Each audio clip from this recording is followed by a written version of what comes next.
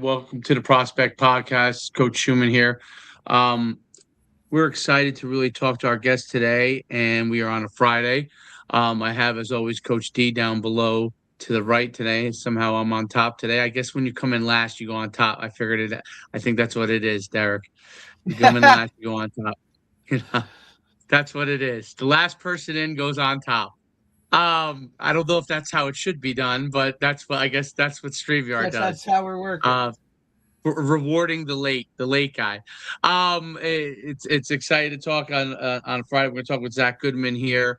We're going to talk some strength conditioning, some speed, dive into a bunch of different things from that standpoint.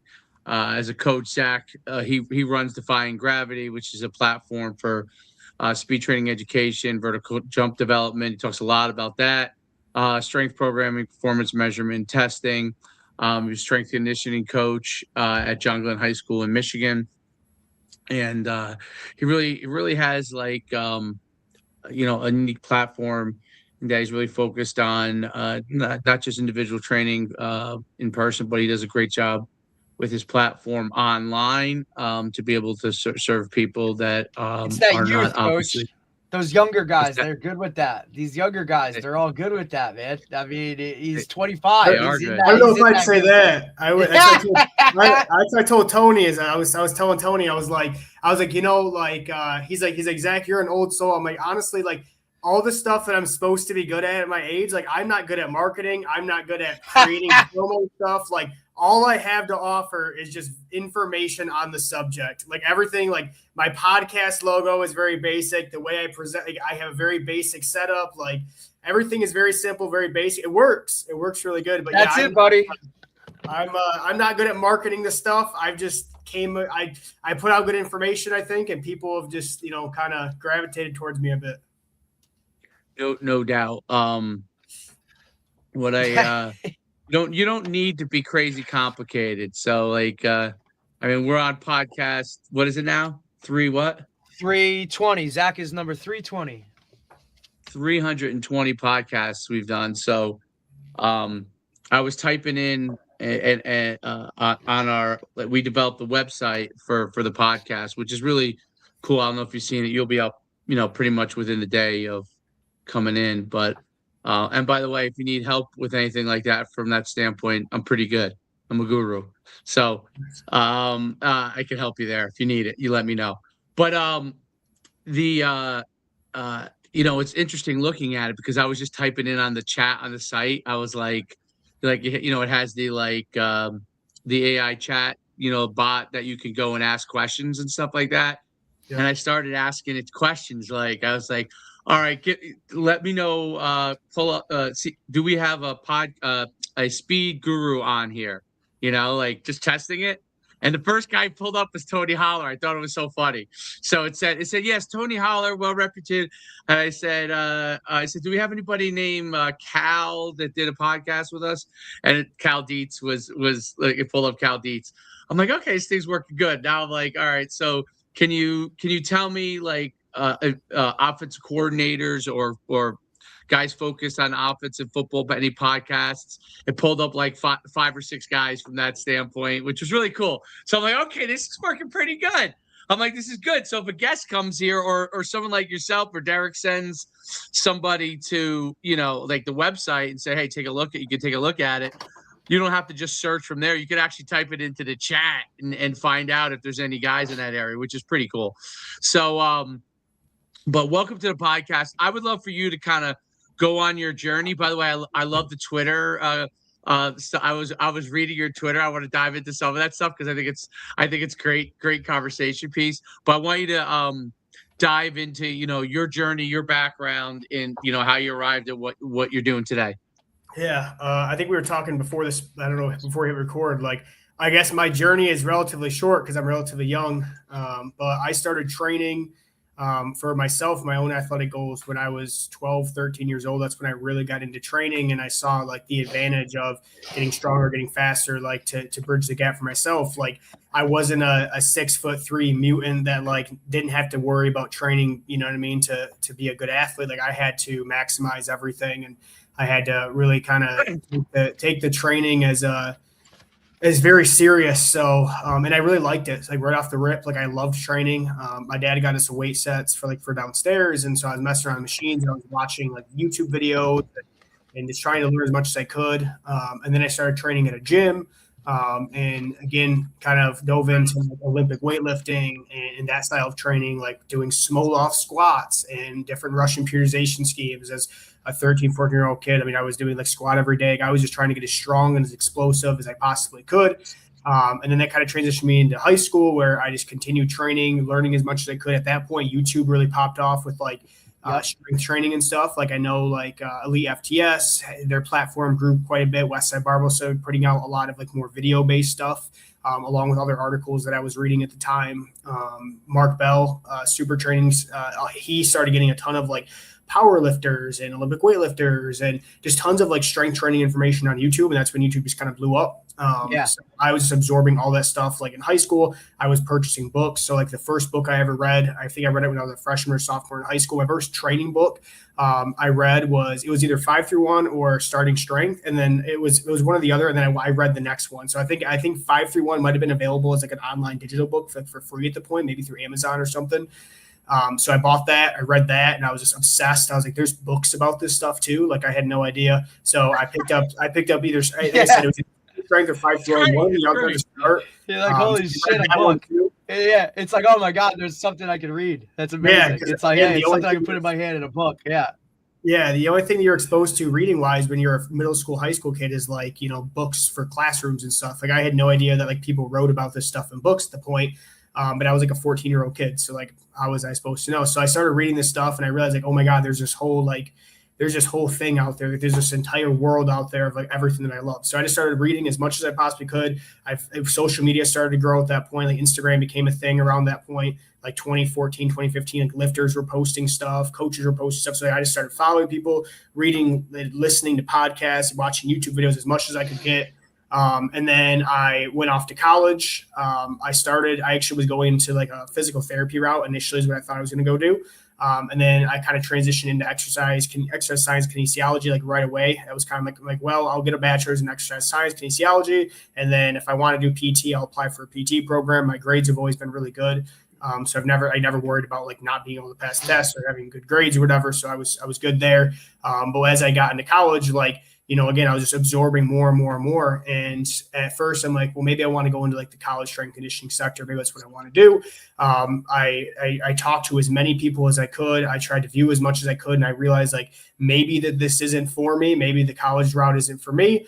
I knew I loved strength training. I knew I loved all the training, but I wasn't sure exactly where I would land at. And then at that point, I think it must have been 2018, 2019. High school strength conditioning really kind of blew up and people were talking about it. And I was like, oh my God, this is exactly what I would want to do. So I already had like 2 years into the exercise science kinesiology program. And honestly, the program didn't really add any value to like what the things I was already learning. Like it was very base level, like, kind of traditional stuff. And like, it wasn't anything I couldn't just like read online. Like, you know what I mean? It was very basic entry level stuff.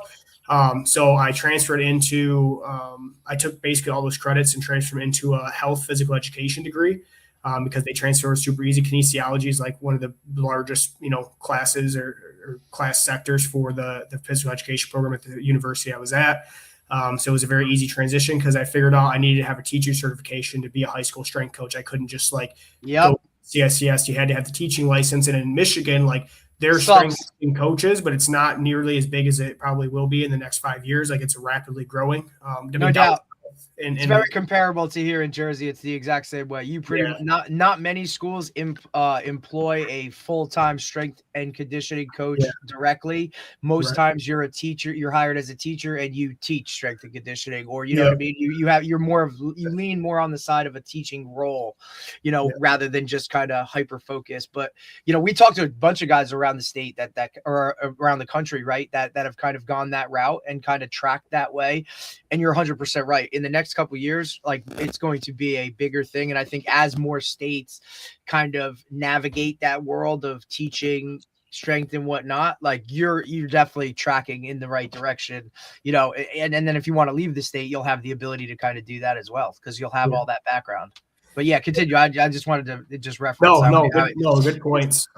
So that's kind of where I went into, and for me, like I love the idea of being able to train high school athletes and middle school athletes more so than college, because at that point, like I was a college student, but I also like being in that college student role. I realized like how many of these athletes sometimes don't take it really serious, and like it's very transactional versus like a relationship. Like there's kids transferring in and out. There's kids like, again, like I had a lot of these athletes in my classes and like they couldn't give a shit less about, the program. They were there for like money, or they were there to transfer somewhere bigger. So like, it just didn't appeal to me. And just in the culture of college training conditioning, this really wasn't my kind of vibe, I guess. Like you had to find your fit. Right. High school was more my vibe. And I had a lot more time like getting started, being a young strength coach. If I went the college route, I'd have to be a GA, I had to learn from someone, go through all these steps. Yeah, you're working, you got to work your ass off. Yeah, you're basically at the command of someone that's above you, whether they know more or not, whether they are a real strength conditioning coach, where they were just hired in as a position coach guy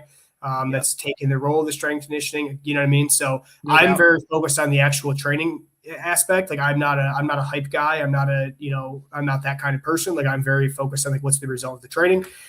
So I was already coaching at a high school at that point. I was already working with athletes. I already had some individual private athletes I was working with. So I just went all in on that. Got hired in at the place I was coaching at. Had been there for, I think, 5 years now. I was coaching before I got hired as a teacher, like an official teacher, but I was still doing the after school program. Right.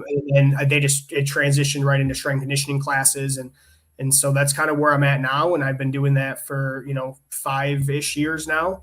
And then Twitter, I think I've been on Twitter for about 4 years, maybe. And again, that's just a place that I found. I'm like, oh, like there's people on here that talk training. Instagram, it's just kind of a wash of just like personal trainers and content creation. Whereas like, it felt like on Twitter, it was more like informational and coach based. So like I got on there, right. Like I had maybe like 50 followers on an account. And I posted up maybe just one tweet, and it just took off from there. I think it was a tweet on box squats. It just for whatever reason, like the universe connected me with this field, and just like it took off from there. And then since then, like I've continued to talk with coaches, continue to do podcasts, and just continue to do my thing, train athletes, post what I'm doing, post my athletes, like just continue doing that thing. And it's just really turned into something that where I'm at now, is really cool that I have the opportunity to do all these podcasts and to be in the position I'm in to, basically talk to anybody that I want to. Like I'm very grateful for the position I'm in, but it happened really quick, right? Like 4 years of being on Twitter just turned into this. So that's kind of where I'm at now. Like I said, my journey's not long because I'm relatively young. We're talking 25. We're talking like 12, 13 year journey of like getting into training and kind of being obsessive about that and just learning as much as I can and get, talking to as many people that can mentor me as possible. And now it kind of feels like I'm doing the same thing for other people, which is, kind of a weird place too, is like I'm teaching coaches that have been in the game for 30 years about how to train their athletes, much younger than them. Mm-hmm. And like I was at a coaching clinic this past year in Michigan. It was the Michigan High School Football Coaching Clinic. It's the biggest football clinic.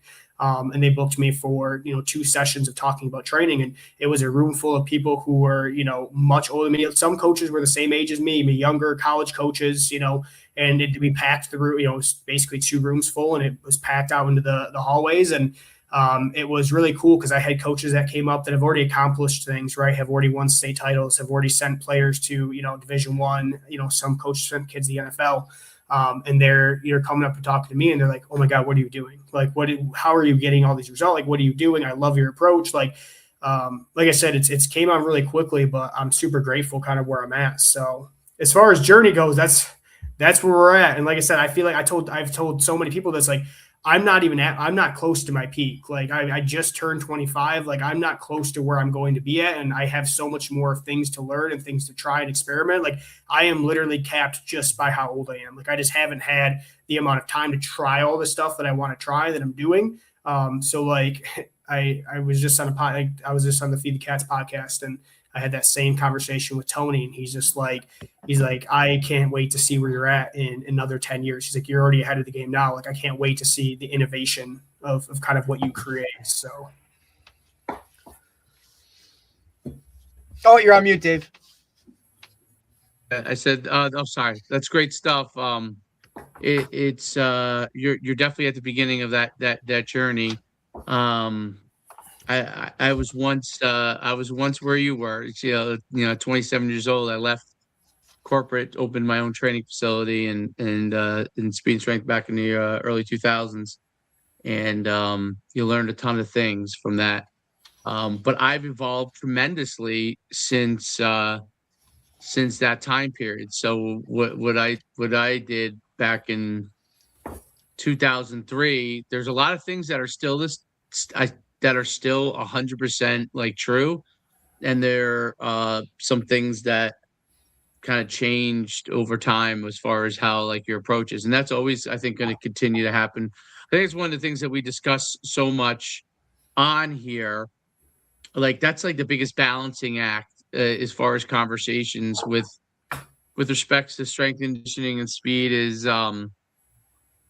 stuff that's tried and true versus emerging stuff, and where does it all fit in within the time constraints that you have in developing athletes, right? So and I think that's the always the $50 million challenge from that standpoint. And we all look at, like, when we look at the strength and conditioning or the speed world, and even obviously college coaches or even NFL coaches, um it's like a pyramid, right? So you have like two things in the pyramid. You have obviously the age level they're at, right? Moving towards the top, young athletes, youth athletes, first doing things for the first time, getting them moving, to all the way to top tier, right? To your elite athletes, and how you develop people. It's like a big pyramid. It's a lot of people at the bottom, and then as it moves all the way to the top. And then it's the same thing as far as from when you're training athletes. It's like okay, how you train a group of 50 kids at the same time is going to be radically different from how you train one-on-one somebody, right? Now you might be doing similar exercises in some cases, but the corrections you're able to make, the customization changes. So that's what makes it so interesting to me, because depending on where you are and what you're doing, and then obviously the sport gets introduced, right? And there's different elements to that. It dictates what what you're going to focus on, what your ability is to focus on it, and how you train the athletes. But I think it's really interesting because since I started in this, starting doing this, and then I sold my training facility I had 3 at one time in 2011, focused more on the showcase and combine world of it, like the testing elements, you know what I mean? The evaluation testing elements for a long, long time. And now kind of circling back towards it again. It's so interesting on how things have evolved. And Tony obviously is one of the guys pushing the envelope. And I love you pushing the envelope, you get in a conversation. So that leads me to kind of my first question, because I enjoyed your Twitter feed and some of the battles that go on, like with some of the coaches, right? What are some of the things that, like, as far as you kind of start to establish what you're doing and what you believe in, what are some of the things that you kind of are fundamentally focused on? As far as like the training goes, like what are we looking at per session, or what are? Well, there's a lot. I mean, as far as overall general development, right? So an athlete comes in, says, "Hey, I want to get better for football, for example." Yeah. Okay. Obviously, there's different stages they're at, but what are some of the things that you think are real important for them to begin to develop in order to be a football player? So as far as training goes, I don't really view any strength and conditioning as far as like sport specific. I think strength and conditioning serves the role of developing general force qualities, and then the sport coach is where they actually sharpen the force qualities into the skill. So when I take an athlete in, like I'm not looking at him as like, oh, this kid's a tennis player, this kid's a baseball player. I'm looking at, where are you deficient at structurally? Where's your force deficiencies at? Are you elastic? Are you non-elastic? Where's your rate of force development at? Like those are the things that I'm looking at. I'm looking at just general force qualities.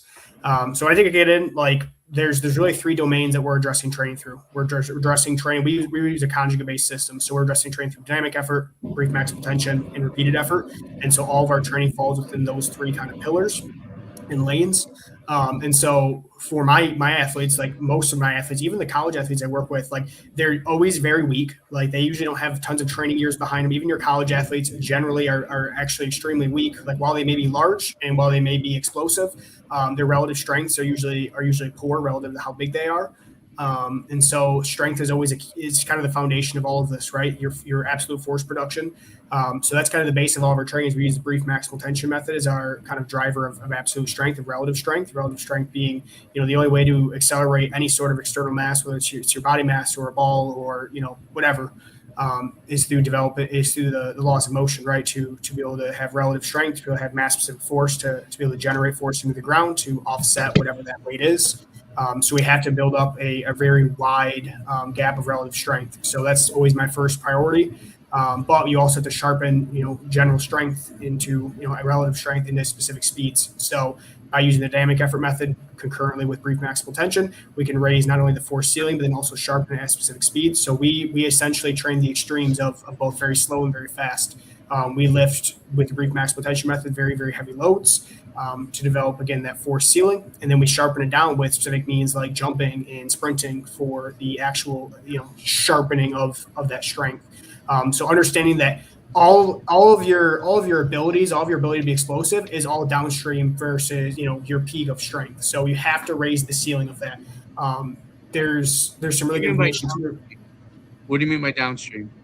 So absolute strength sets the boundaries for everything that you can display. So what the texts show is that elite athletes can demonstrate about 85% of their absolute strength level at very high velocity sprinting and jumping. So that's assuming that you were talking Olympic athletes. Mel Siff talks about this, Tudor Bompa talks about this. So to raise the force ceiling to make an athlete relatively stronger, we're talking like speed sub 0.3 meters per second, very, very slow.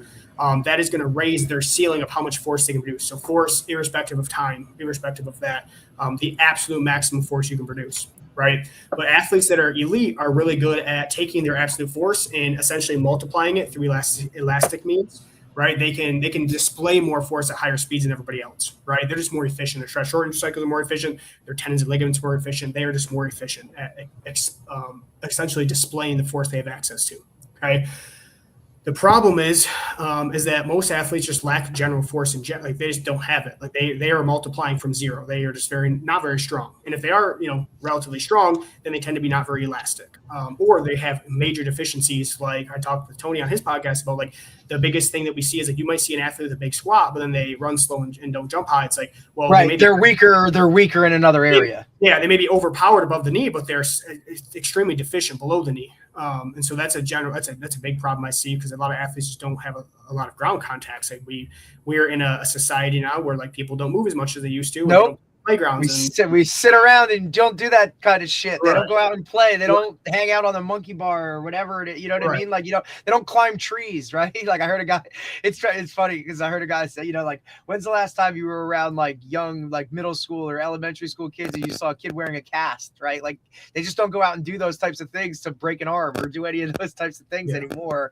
Where that's where a lot of this, almost, I don't want to say hidden strength, but you have strength in certain areas because you were doing those things on the regular, and we just don't have that, right? Kids just sit behind a screen, and that's kind of where it's at now. So you're getting them when they're all weak and deficient in these certain areas, right? So identifying that becomes a huge piece to the puzzle, kind of, hey, we need to work on these areas. Yeah. So we develop that ceiling of force. We sharpen it down to specific speeds that they're going to, play in sport, like our sprinting and jumping. And then we are building up, structural integrity with repeated effort method, where we are building, tendon strength, and we're building muscle mass. We're building, general range of motion. Like, so it really creates an entire system of, like, we're not focusing on just one ability. Like, we are taking a holistic approach to training, using the three domains or the three methods of muscular tension, which is described and talked about in Science Practice Strength Training with Zac Goodman. Like, we're taking a system that has been created, 50, 60, 70 years ago, but, in the Soviet Union that they were using with their Olympic athletes. And then we're just kind of curating it down to the athletes that we have, that I see that walk into my door. But I think that that's an approach, a way that I view it differently than everybody else. Is like, I don't view like an athlete that got to a high level as like a high level athlete. Like I view them as like, what is your force production look like? Where are you deficient at? What can be improved? I don't view it like, oh my God, this guy's a Division I baseball player. Like, no, like, where are you deficient at? Everybody has deficiencies, and there's always ways to improve, and it's all the same math equation. So I don't view a high school kid really any different than a college kid. And the reality of it is most of these athletes that are at the highest levels, they still don't have high training age. Like they probably have not relied on being, in the weight room all the time to get to the highest levels. Like the reality of it is most of these athletes who get to the highest levels are super elastic, and they've taken to a sport, and they've, are that general athleticism that we talk about is just general elasticity. So even with that, like I have Division I baseball players that are not super strong, but they're so freaking elastic, and they're super efficient as far as the sports skill goes. They can produce a lot of, like they can produce all the force that they have access to, but like they are capped by their ceiling. Like they can only throw 92 because they literally don't have any more mass or strength to use. They're super efficient, they're super elastic, but they literally can't display the force. If we add more force, they can display more. So I view training as, what is the balancing act? So you get a guy that's super elastic, right? Maybe lifted, a little bit here or there. He comes and starts training with you, and now you add. What are you adding there from a strength standpoint? Because there's certain things with elastic, with elastic athletes that excess load or overloading them can take away some of the level of elasticity that they may have. So how do you balance all of that with their strength levels, developing their strength levels in areas that they might be deficient, with not taking away and continuing to accentuate obviously things that they're really good at from the get-go? How do you balance that? So it's not that they necessarily lose elasticity unless they are like completely not mobile and they don't train, don't do anything. It's the fact that they typically will add additional body mass to them without offsetting that with any sort of relative strength. And so they just simply are not as efficient. The stretch shortening cycle is still efficient. They just don't have access to the same amount of force to produce. So typically what you notice is that if in a traditional, kind of system, as athletes come in, they lift weights, they put on mass, their relative strength may not move that much, but they put on quite a bit of weight, and then they run slower and they jump worse. And it's like, well, why is that happening? It's like, okay, like we are adding structure to them, but we're not adding the neuromuscular output to them, right? So we are actually lessening the amount of force they can produce. They're still, highly efficient, but like we've just made them worse. Like mathematically, we've made them worse. So when an athlete comes in that's highly elastic, like I have a big. So why do that though? Why do that? Why take an elastic athlete, generate a large amount of mass on them, lose some of that explosiveness or elasticity, without knowing that you're going to get a long-term gain from that standpoint? Like one of the things I think about all the time from that standpoint is when I was at college, that this was actually a few years before I got into college, this became the thing. University of Miami would take defensive backs, put size on them, right?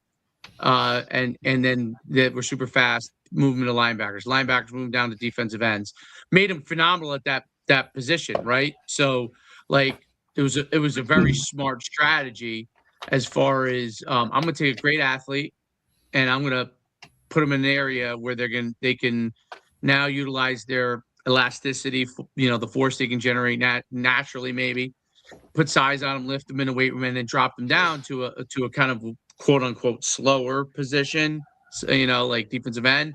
And now they're going to dominate because they might be heavier, but they're way faster than everybody over them, right?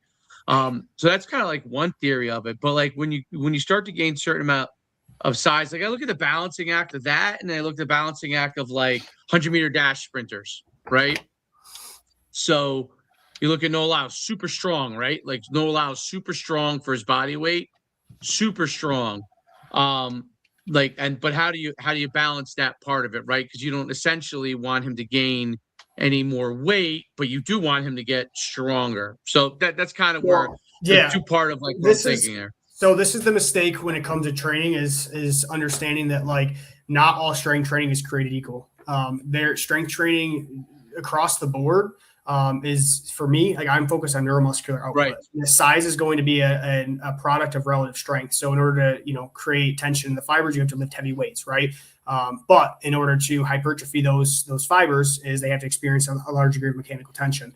And so with that, like with enlarging a fiber with the correct weight room approach. But then you also have to teach the fibers how to coordinate and fire, which is that rate of force development aspect. So the problem is that when you add a bunch of strength or sized athletes, but then you don't teach those motor units how to fire or coordinate, you end up making them, slower, right? Because they add mass, but they're not efficient with coordinating, right? So that's where the dynamic effort method comes in. And that's why you can't neglect, and you can't run training through phases and blocks and that stuff. You have to address everything all at once. So what you typically see is like, you bring athletes in, you recruit good athletes, you recruit elastic athletes, you add a bunch of size to them, you drop down a position. That's just a misunderstanding of training. If you would have took that same athlete, added the same size to him, but then continue to sharpen rate of force development, you would just have an oversized, like overpowered defensive back. Like you would have a right. You know what I mean? You'd have a Tariq Woolen. Like that's you know what I mean? Those are the type of athletes you get. You'd have a DK Metcalf. Like when you take an athlete, you add size to them, but then you continue sharpen rate of force development. Like you don't lose any of that shit. So it's a general misunderstanding of training. And I think that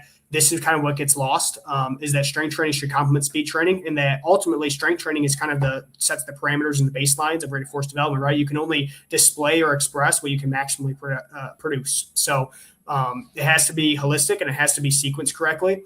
And so when it comes to like my kind of philosophy of training, how we train, is every single day we get a brief maximal tension stimulus, which is the absolute strength. We also sharpen rate of force development daily, and we also improve elasticity daily, right? So we are leaving every single day they get me, every single day they see me, every single day they work out with us, they're getting a small dose stimulus of all of these things year round. So we never have to detrain. We never have to trade size for speed. We never have to trade strength for speed. It all works together. When it comes to helping athletes gain weight, you want athletes to gain weight, but the problem is athletes will gain weight too quick, and they don't offset that through increasing relative strength. And then you notice that stretch shortening cycle becomes less efficient because now they're not as strong. Now they can't produce as much force. So it has to be, when it comes to weight gain, it has to be kind of organic and natural, right? You have to increase their strength, You have to increase their speed, and then you have to have them slowly add weight. You're not going to add 30 pounds of muscle mass in a month, 2 months, 6 months, especially these highly trained athletes. You're not taking a Division I player and adding 30 or 40 pounds of muscle mass to them and then having them run faster. It's just not going to happen. If you want to do not all naturally. We're talking. I'm talking completely like. I know, I'm joking. Right. But even then, if you added steroids to the mix, like you would still see a significant decrease in speed, which is why bodybuilders are still not the fastest. Steroids can increase the size of the fiber, but they don't teach them how to coordinate as fast. So you still have to train rate of force development. And so kind of back to that point is just like, when it comes to training athletes, you can't neglect any of these areas, but it's also so hard. Like, how do you optimize everything, right? That's the big question, is how do you do it all? How do you get athletes stronger, but faster and bigger? And so what I found is you can get athletes very strong and very fast, very quickly. That's very easy. Okay. When you're using a methods that are, supremely, created for neurological output, like the brief maximal tension method, which is the superior method to increase strength, with optimal discharge frequencies. When you're using dynamic effort method, which is the superior method to creating rate of force development, sharpening rate of force development. Like when you do those things, like you get a very strong neuromuscular, adaptation, right? The problem with weight gain is that weight gain can kind of disrupt some of that rate of force development because you're adding additional mass, and it's very hard. If you gain 10 pounds, like you're not going to offset that 10 pounds of muscle mass with strength all in like 3 or 4 weeks, right? It takes a little bit of time to create that. So weight gain has to be slow and drawn out and steady. We're talking a pound a week, maybe 2 pounds a week if an athlete's very young and untrained, because you can make them strong very fast. If an athlete's an elite level athlete, Zach, and I think, I don't want to interrupt you, but I think that's a very key point for our viewers and parents to kind of understand that this takes time. Like this isn't like something where you're going to come in. If you want to do it right, it takes time. 100%. Like, and we understand that.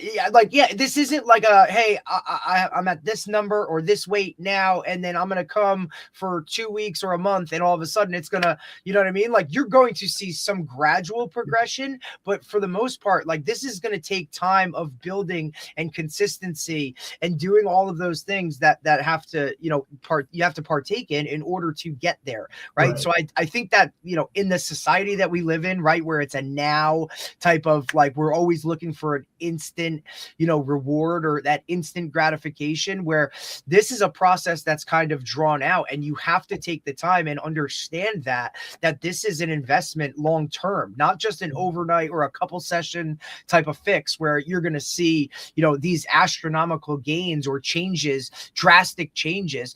And yes, we understand that depending on age and level and a lot of other variables and certain things like that kind of go into it, that things will happen faster or slow, or like, you know what I mean? But for the most part, like, you need to understand that this is going to take some time, and I'm going to have to work through these things with consistency. And that's kind of the name of the game. And I think for a lot of parents, they just expect that, hey, I booked a couple sessions, he went here, like, why is this not happening? Or what? It's not, oh, I'm waking up and now all of a sudden here it is. Like, no, you have to be consistent and continue to do it over and over and over. So what I tell my athletes when I meet with my athletes, and they always have weight gain goals, right? All high school always. Holy shit. Like, isn't that crazy? Like, every high school guy is like, coach, you know, I'm 150. I got to be 170. I need that. Everybody has a number that they're trying. They're like, I got to be this. And it's like, buddy, please just. So my outlook on this is, like, I do believe athletes should gain 20 and 30 pounds. If you're a high school athlete, you should be able to put on 20 and 30 pounds in your off season and still get faster. You should see measurable improvements to that. But here's how this works out. Okay. With our training, we don't run a traditional or classic periodization model. And like, we're doing strength for here and power for here and speed for here, right? We're doing all these things at once. So training should have steady potential and steady growth over the course of the year, right? So the one thing that we do periodize, and the one thing that I'm a fan of having in blocks, is calorie control, right? So I don't want to have an athlete gain, you know, let's say an athlete gains, you know, maybe we have a goal for like, hey, we want to gain 5 pounds this month, right? We might have 5 pounds this month, but we start noticing jumps and sprints start to stall. Hey, we're going to maintenance calories. We're going to maintenance your body weight for the next month, bring all that shit up, and then we're going to add calories back in. So my thing is this, right? We have to always offset weight gain with additional force production and force efficiency. We cannot ever trade size for speed. Speed is the most valuable thing. Explosive power is the most valuable thing, right? But the highest level athletes are the perfect combination between size, explosive power, and speed, right? They had the perfect, it's momentum, right? In physics, it's momentum. The best athletes, the highest level athletes, have the perfect combination of momentum, right? But when it comes to, you know, how does the body adapt? And again, this is aside from, you know, using anabolic drugs, as the body adapts weight gain wise, then you always have to match. You always have to offset that additional weight gain. So calorie control and size gain needs to be very meticulous and consistent across an entire year. You can gain 10 pounds in a month, but then you have to take a period of time where you're not gaining weight and maintaining weight, right? That's my outlook is calories and nutrition should be periodized throughout the year. Then training should be steady and consistent all year. And that's the approach that we take. And it is very normal for us to add 20 and 30 pounds to athletes and add a foot to their vertical jump, or to add a foot to their broad jump, or to add 4 miles an hour to their sprint times in the course of an off season for a 15, 16, 17, 18-year-old kid. That's very common for us, but it's because our training is giving a very potent stimulus year round. So that's never stopping. But then the calories and the weight gain, that's periodized, right? There's specific times of the year we're really prioritizing putting on weight. There's times of the year we're kind of coasting at that weight. But how do we know? We measure everything. We measure our body weights every single day. Every single day they come in, they have a body weight, right? I've talked about this for a while. I was like, the best way to get kids to care about their nutrition is to put them on a weight scale every day. If they want to gain weight, they'll make it happen because they have feedback every day. If they want to lose weight, they'll make it happen because they have feedback every day. The best way to improve a stimulus, the best way to improve a result is to have it measured and tested all the time. So you can always keep track of it, right? It's just your bank account. If you want to save up money or you want to invest money, you should be, you know, checking that all the time. You should have a general idea where you're at every single time. If you want to, you know, invest a certain amount of money into a, let's say a Roth, right? You're putting money into the S&P 500. You want to be checking that and throwing money in that consistently over time, right? You don't want to, you know, forget about your bank accounts, right? You don't want to forget about your investments and stop putting things in. You have to measure it. You have to know where you're at. And so it's like going to work and not getting paid. Athletes that show up and work out but don't measure anything, don't test anything, they're showing up and not getting paid. You should be measuring and testing everything so you know exactly where you're at. So that's the cool thing about our training is that every athlete knows exactly how fast they are, how strong they are, how high they jump, how elastic they are, their RSI scores, and exactly how much they weigh every single day. Well, I think that, and that's a huge staple. And Dave and I talk about this all the time, that one of the best aspects of, you know, Tony's, you know, Feed the Cat system is the rank, record, publish, right? And we're talking about like you know, the level of the athletes, or I should say, you know, the mindset that majority of the athletes or kids or players or whoever we're working with, right? Like they're in that era of like, they want to fit in, right? They always want to be a part of something. So if you put their name on a list, brother, like, holy shit, you know what I'm saying? Like nobody wants to be at the bottom of the list. Not like, you know, they now see it and it's something tangible, right? Like they can touch it, right? They can see it. When you post that, 100%, Yes. And Yes. for them, it teaches not only that aspect for their training, right? And like, hey, you now understand where you are and the numbers and this. I mean, look, we do it with our high school program, whether we're posting, you know, the maxes or whether we're posting their percentage charts or whatever it is, like, you know what I mean? Like, you put their names 100%. It's all about that. And then when they can see it, and now on the other end too, now parents see it, it's something real to them because they can look at it and they can actually see, you know, numbers themselves changing and going up or down. Or I just think the whole rank, record, publish aspect of Tony's system. It's one thing to say you're getting faster. It's another thing to prove you're getting faster. And that's what separates coaches from trainers, is trainers tell you you're getting faster and coaches actually test if you're getting faster. I like that. And in sports, outside of like track, where you're going to have races that can tell you what you're doing time wise, there's not very many methods for coaches to test them, right? So they need to test them with the lasers and all that, because they're doing the regular. If they're just going through their training, it's not like they're in an actual race, right? Like very rarely are you, okay, let's line them up. We're going to time them. Testing is the training, and training is the testing. That's the way that I view it. Yes, and that brings me to the little debate you had too. So I thought that was really interesting that you and I guess they were like track coaches, maybe. Some of the guys were track coaches that were going back and forth with you. I think they kind of misunderstood your point. You know what I mean? As most do on Twitter. You know what I mean? As most do. Yeah. Well, these guys were actual coaches though, because he's got a good little. Like he's got guys. Oh no! There's no doubt. It's even before they're not 1, 2, 3, 4, 5, 6, 7. You know what I mean? Was going to speak to Tony. I was on it because I saw his postings of the back and forth, and you know what I mean. Like that's what the appeal was, to be like, I got to get him. I got to get Zac on because it's just so good. The back and forth, because it's like you said, Twitter has, I don't know, a little bit more knowledge base behind it, right? Like there's actually something to what people are saying, whereas Instagram people just posted.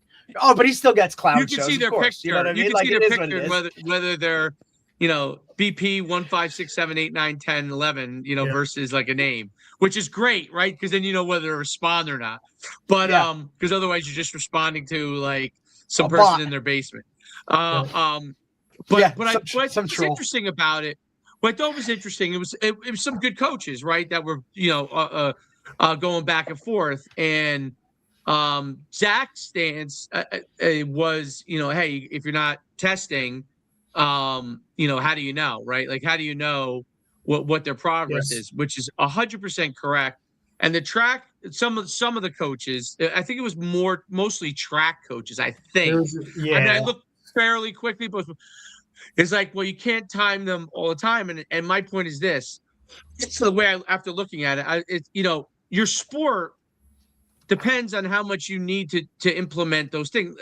A track coach is probably once you get into, you need to be timing. If you're like a year-round track kid, let's say, and you know the fall is like your preseason, you need to be timing in the fall to see where you're at, right? Because then you know what's going to be happening. That's why you guys are the track meets, right? Your sport is timing. If I have football players that are not being timed, well, they need to be timed, right? Your sport is literally the clock. Like I said, I've had a lot. I think the reason their pushback was, well, real quick, I think the pushback was, which they didn't say, they didn't articulate well, was you have a track meet on Saturday. You're probably going to know whether your training is effective, right? Like if a kid goes over the course of 4 weeks and he's run, I don't know, let's say he's 11-100 guy, he's still running 11-1. You're getting him feedback each week because you have track meets usually each week or every other week, right?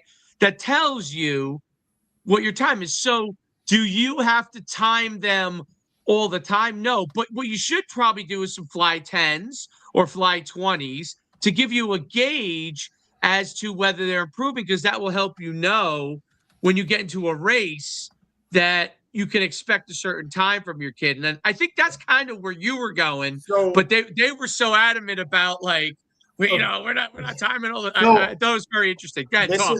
Thank you for bringing this up. Okay. So to add some context to this, Twitter is kind of there's always a topic of the day, right? And I don't know how long you guys have been following me for, but for whatever reason, the things that I say strikes a chord with people. Lots of people agree with me. And then interactions are a thing. People are trying to sell stuff. They're trying to make a business. So it's easy to jump on and disagree, right? This is my thing. Okay. Yes, you can say they don't need to be timed every time, right? Sure, that's fine. You don't have to time them every time, but don't you want them to get the best possible result? You don't have to do anything, but I want my athletes to get the best possible result. So if we're going to run, we are going to time. If we're going to jump, we are going to laser them. If we are going to lift, we are going to track their weights. You don't have to do anything. That's my point. You don't have to do anything, but how are you improving the potency of the stimulus? Kids are going to run faster if they are being timed. Kids are going to jump higher if they are being lasered. Kids are going to lift more if they know that there's a number they need to beat, right? Yep. This is something that we do all year round. It's just like getting on a weight scale. You can say, well, you don't need to get on a weight scale every single day. I'm like, well, why wouldn't you? Wouldn't that improve the adherence to the training? Wouldn't it improve the adherence to your diet? Yes, it would. Okay. You don't have to check your bank account every week or every month. Should you? Should you know where your money is going? Absolutely. I don't know anybody that would disagree with that. I think that, again, they're saying you don't have to do it. And it's true. You guys can do strawman arguments and hypotheticals all you want, but what's the best training practice? Of course, it's measuring stuff. As a football player, a football coach, you guys coach football, correct? You guys football? Yeah. Yep. Okay, so it's going into your practice and you don't have to measure how many plays you do. You don't have to have a practice plan. Why wouldn't you have a practice plan? Why wouldn't you plan out and measure everything? Why wouldn't you say, we're going to have 30 or 40 plays offense today? We're going to run this style or this setup 30 or 40 times, however you guys break it down. Why wouldn't you have that? It improves the efficiency of the system. I'm all about efficiency. I'm all about optimizing things. I want my athletes, every minute they spend with me is a minute they could be spending doing skill work. Why am I not going to optimize every single part of this? Again, maybe you have athletes longer than I do. Maybe it's because I work with high school and college and middle school. But that's even probably then, the difference. That's probably the difference. It might be the difference. Maybe you have it. Again, maybe you have year-round track people. Maybe you're, and there's a psychological stress. I understand if you're a high-level sprinter, there's a psychological stress being timed. But this is the other cool part. You don't have to time the test every single time, if this makes sense, right? So in conjugate, right, Louis Simmons talks about having exercise rotation. Louis Simmons was concerned about psychological burnout, but he was also concerned about training specific speeds. I want to train the speeds without the psychological burnout. So how did Louis do it? Instead of doing a competition bench press every week, they would do a floor press. They do a bench press against chains. They're training the speed, they're training the range, but they're not getting the psychological stress that's attached to the test. I'm not running 100-meter sprints every day. I'm not doing 40-yard dashes every single day. We're doing 20-yard sprints on the shred mill, resistance 4, resistance 3, resistance 5. We're doing 5-10 flies. We're doing 10-10 flies. We are training speeds, high-level speeds, high, fast ground contacts every single day and measuring those. But we are rotating in different, stimuluses, right? A 5-10, a 10-10, a shred mill 4, 5, 6. Right? We are rotating things around. So they have a PR for everything. It's like dumbbell jumps. We dumbbell jump every single week, but we rotate in a pendulum wave the loads that they jump with. So they're not jumping with 20-pound dumbbells every single week, right?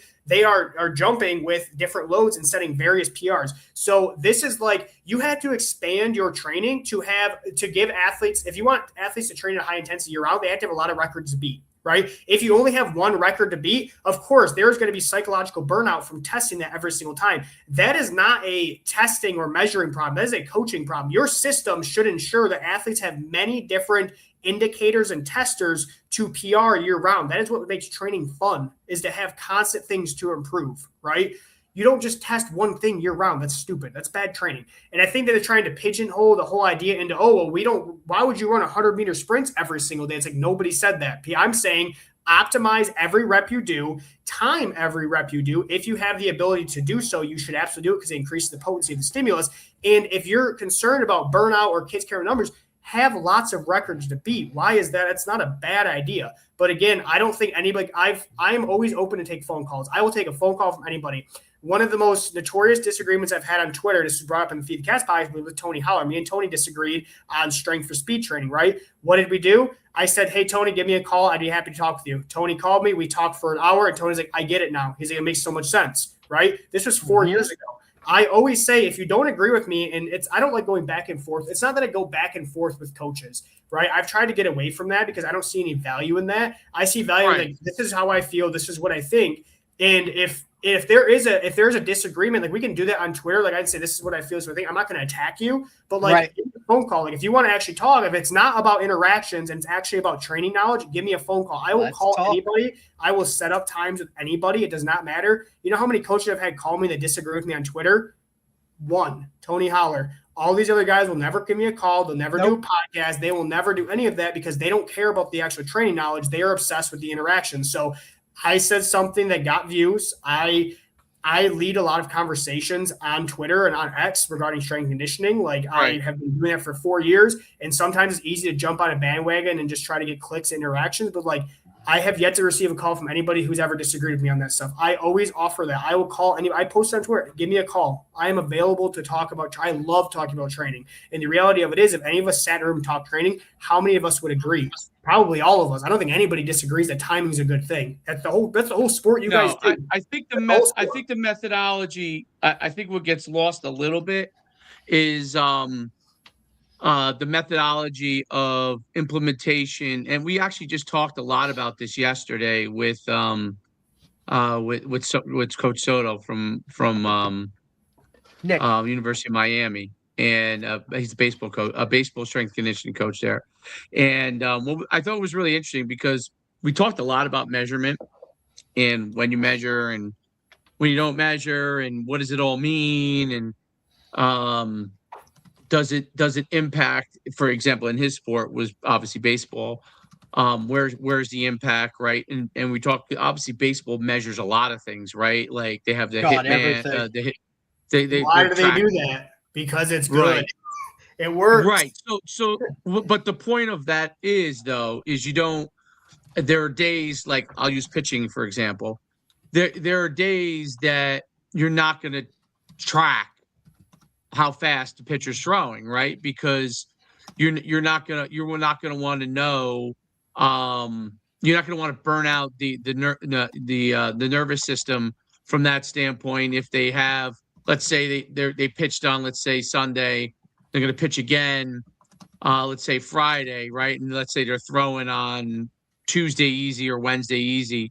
You're not obviously gonna measure that, because of the fact that you don't want to burn out the nervous stimuli system. So, I mean, I think that point, I think when it's that point, I think there's validity to that point, in the sense that there are times when you're not trying to tax the nervous system at the same level that you would when you're sprinting, for example, or a max lift or something from that standpoint. Not that you don't want to have intent in the workout. You do want to have intent, right? Which is a lot hard.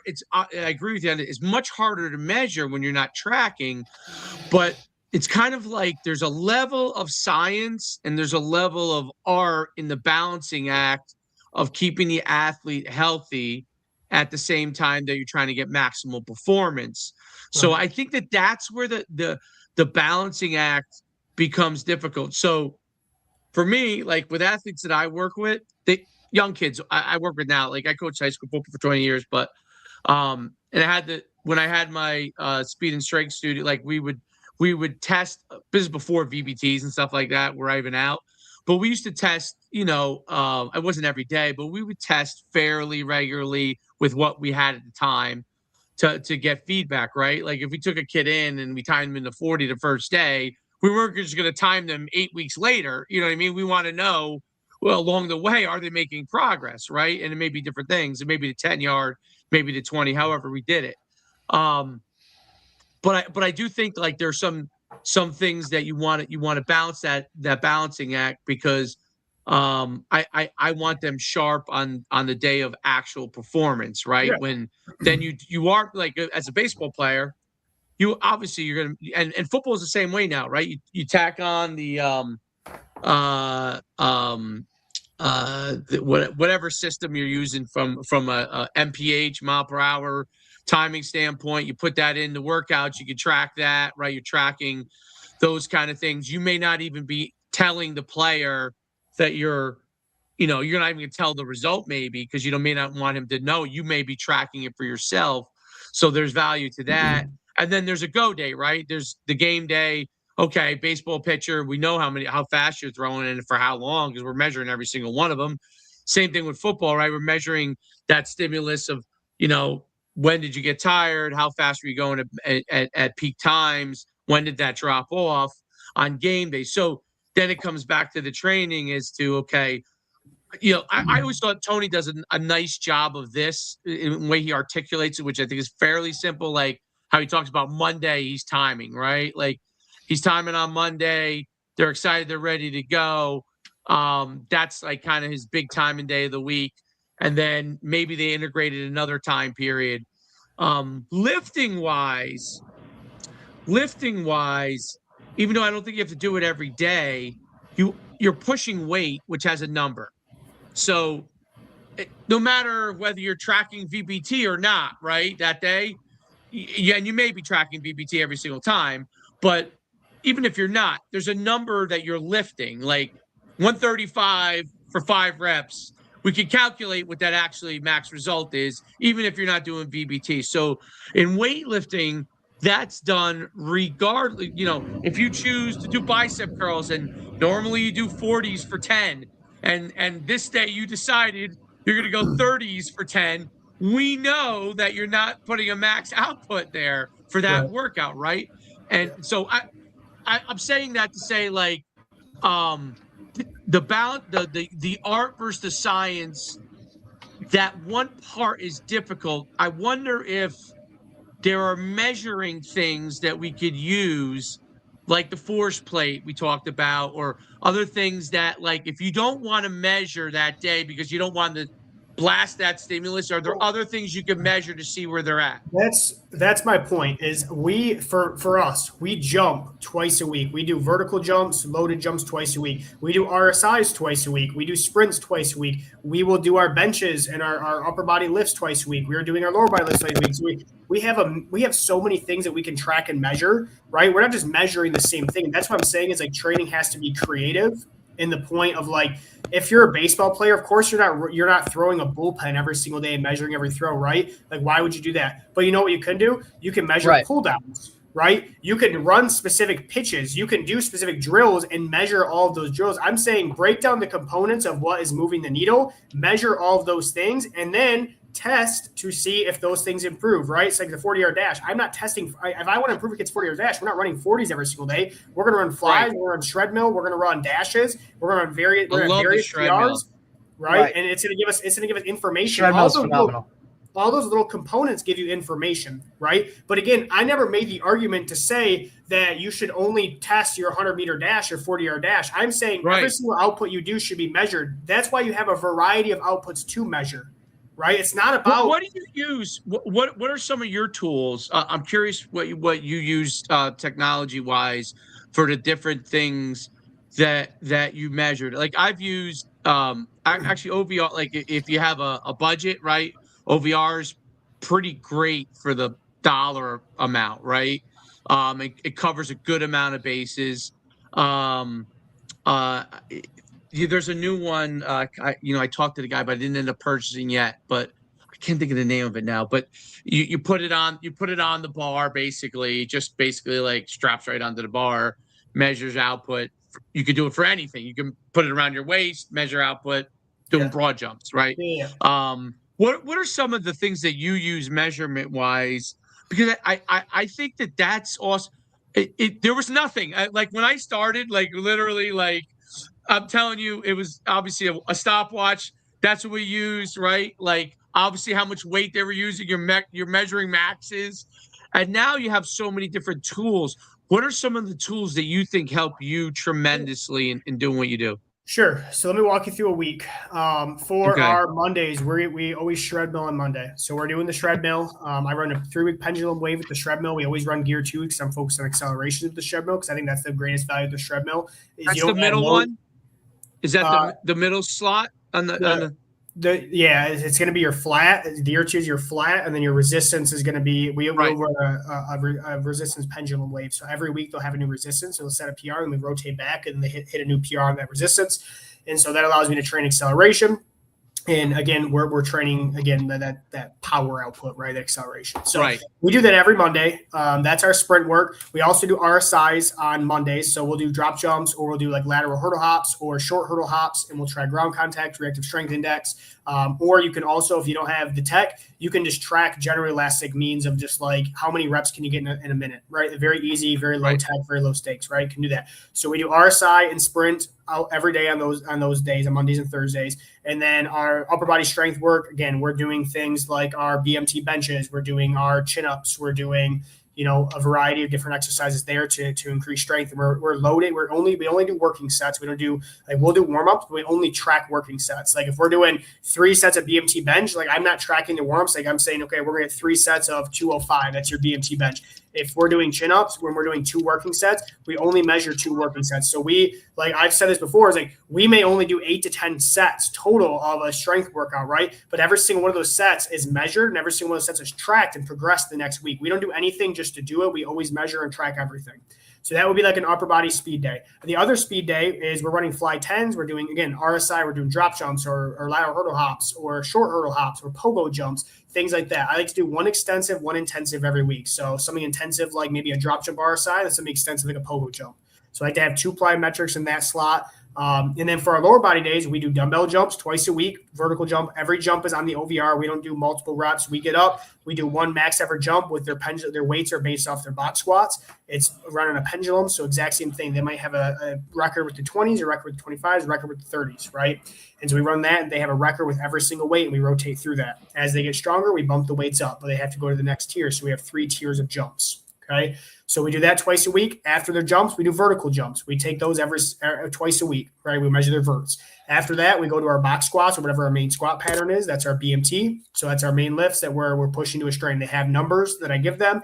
This is how much you're lifting. This is what we're doing for the day, right? And then they have all their accessory stuff. Maybe it's inverse hamstring curls. Maybe it's sumo deadlifts. Maybe it's, plyo swings, right? So everything that we do, we only measure working sets. And then we measure the outputs of whatever they do. So if they bench, we know the weights they're benching with. If they jump, we know how high they jumped. If they sprint, we know how fast they sprint. If they're doing the shred one, we know how many miles per hour they're hitting at this distance or their time to peak. Like everything that we're doing is measured, and we're so precise that's why I can run a low volume program, is because we train with such high intensity because we measure everything. Kids are held accountable on everything. We don't have to do very much work, which allows us to train very hard all year without ever burning athletes out. This is what I'm unconventional in the way that we train, which is why I get pushback, right? I'm not following a traditional model. Like that's where some people get caught up in my tweets. Like, oh, well, this wouldn't work. It's here. It's like, of course, the way I do things, you have to understand the way that my system works out. Like I can do things other coaches can't do because we're running different systems. So the way I'm applying the stimulus is a little bit different. So like things that would be a complete meltdown for another program to try and do is awesome for me because I'm spreading the stimulus out in a specific way, and I'm using specific methods that allow us to do that. So sometimes things get caught up, but again, if you never call me or you never talk to me, you have no idea exactly what I'm doing. Like I think if any coach sat down and listened to exactly how I laid out the training, they'd be like, oh, that makes so much sense. Like, of course, that's why you do that, right? But it would take having to actually listen to someone to realize how it goes. Like I'm very unconventional, and we don't train like very many other coaches. But I also think that's why we get great results, and that's why people are interested in this way that we train, because it is different. Like it's a different style of training. So we use the shred mill.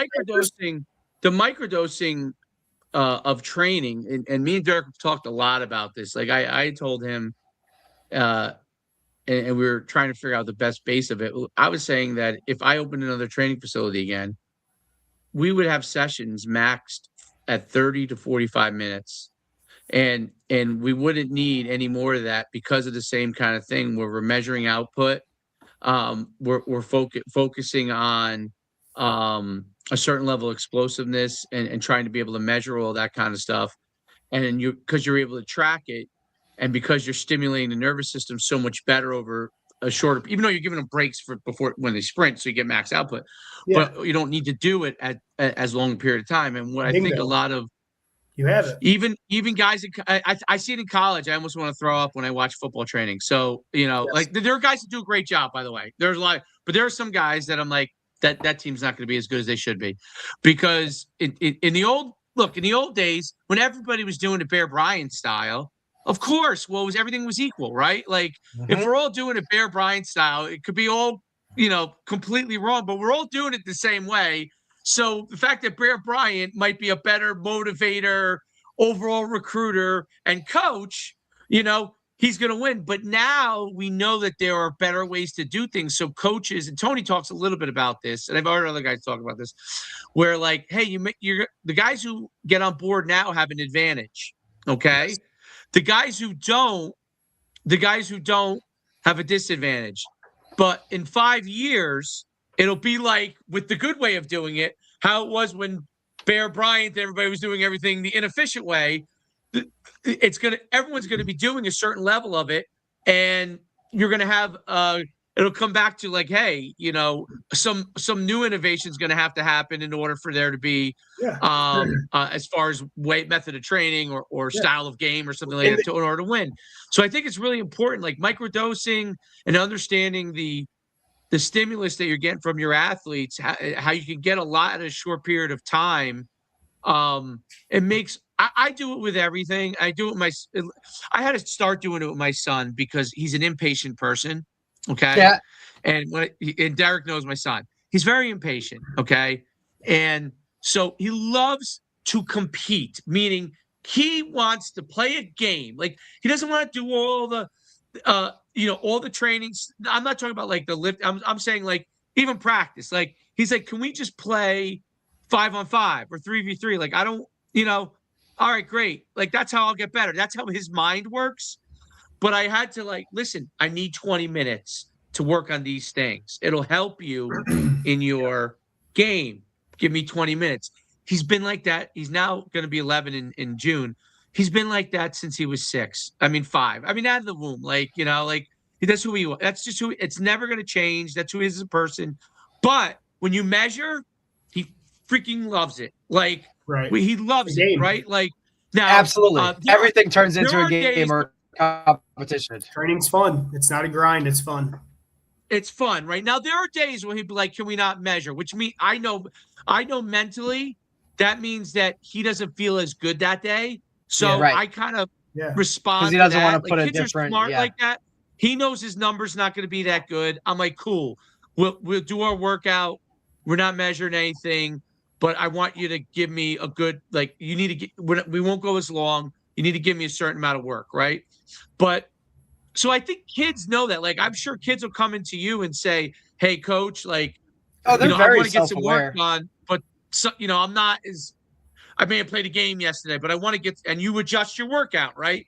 You adjust your workout to stimulate whatever you think could stimulate that still gets some benefit. Talk a little bit about that. Yeah, so this is when the daily readiness comes into training, right? Obviously, you're not going to feel maybe your best all the time. This is when I view training into speeds versus just pure outputs and measurements too, right? So when it comes to like BMT work, our brief maximal tension work, right? It's less about the number and more about the speed we're eliciting. When it comes to jumps, it's less about the number, more about the speed we're eliciting. When it comes to sprints, it's less about the number, it's more about the speed we're eliciting, right?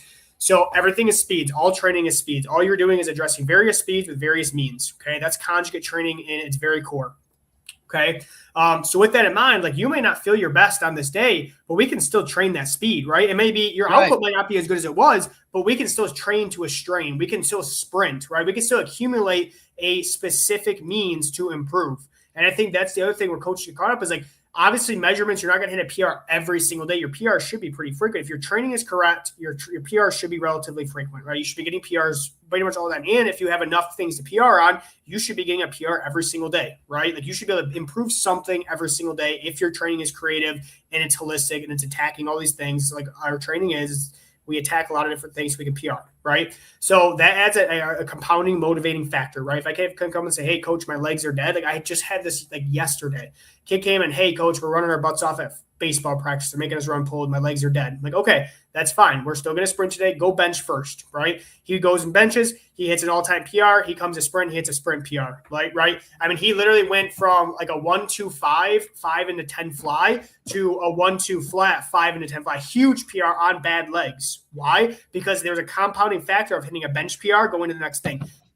If this is what I talk about Tony's. Fatigue is measurable. Fatigue is not your feelings. Your feelings are not fatigue. Okay. Fatigue is measurable. That kid ran a PR. He was not fatigued. Mentally, he might have been fatigued. Practice was 3 hours. They ran some pulls. It was probably boring. It probably wasn't fun. I get it. Right. Okay? But his legs, neurologically, he wasn't fatigued. He hit a Right. brand new PR. You can't that doesn't work out like that, right? So this is what it comes to. You have to measure a lot of things because then you can actually tell if a kid is getting crashed on bench, crashed on sprinting, then their nervous system might actually be fatigued. But we have stated and overrated the nervous system fatigue so much to where we are so fragile with athletes, right? The nervous system is highly adaptive. Phenomenal point.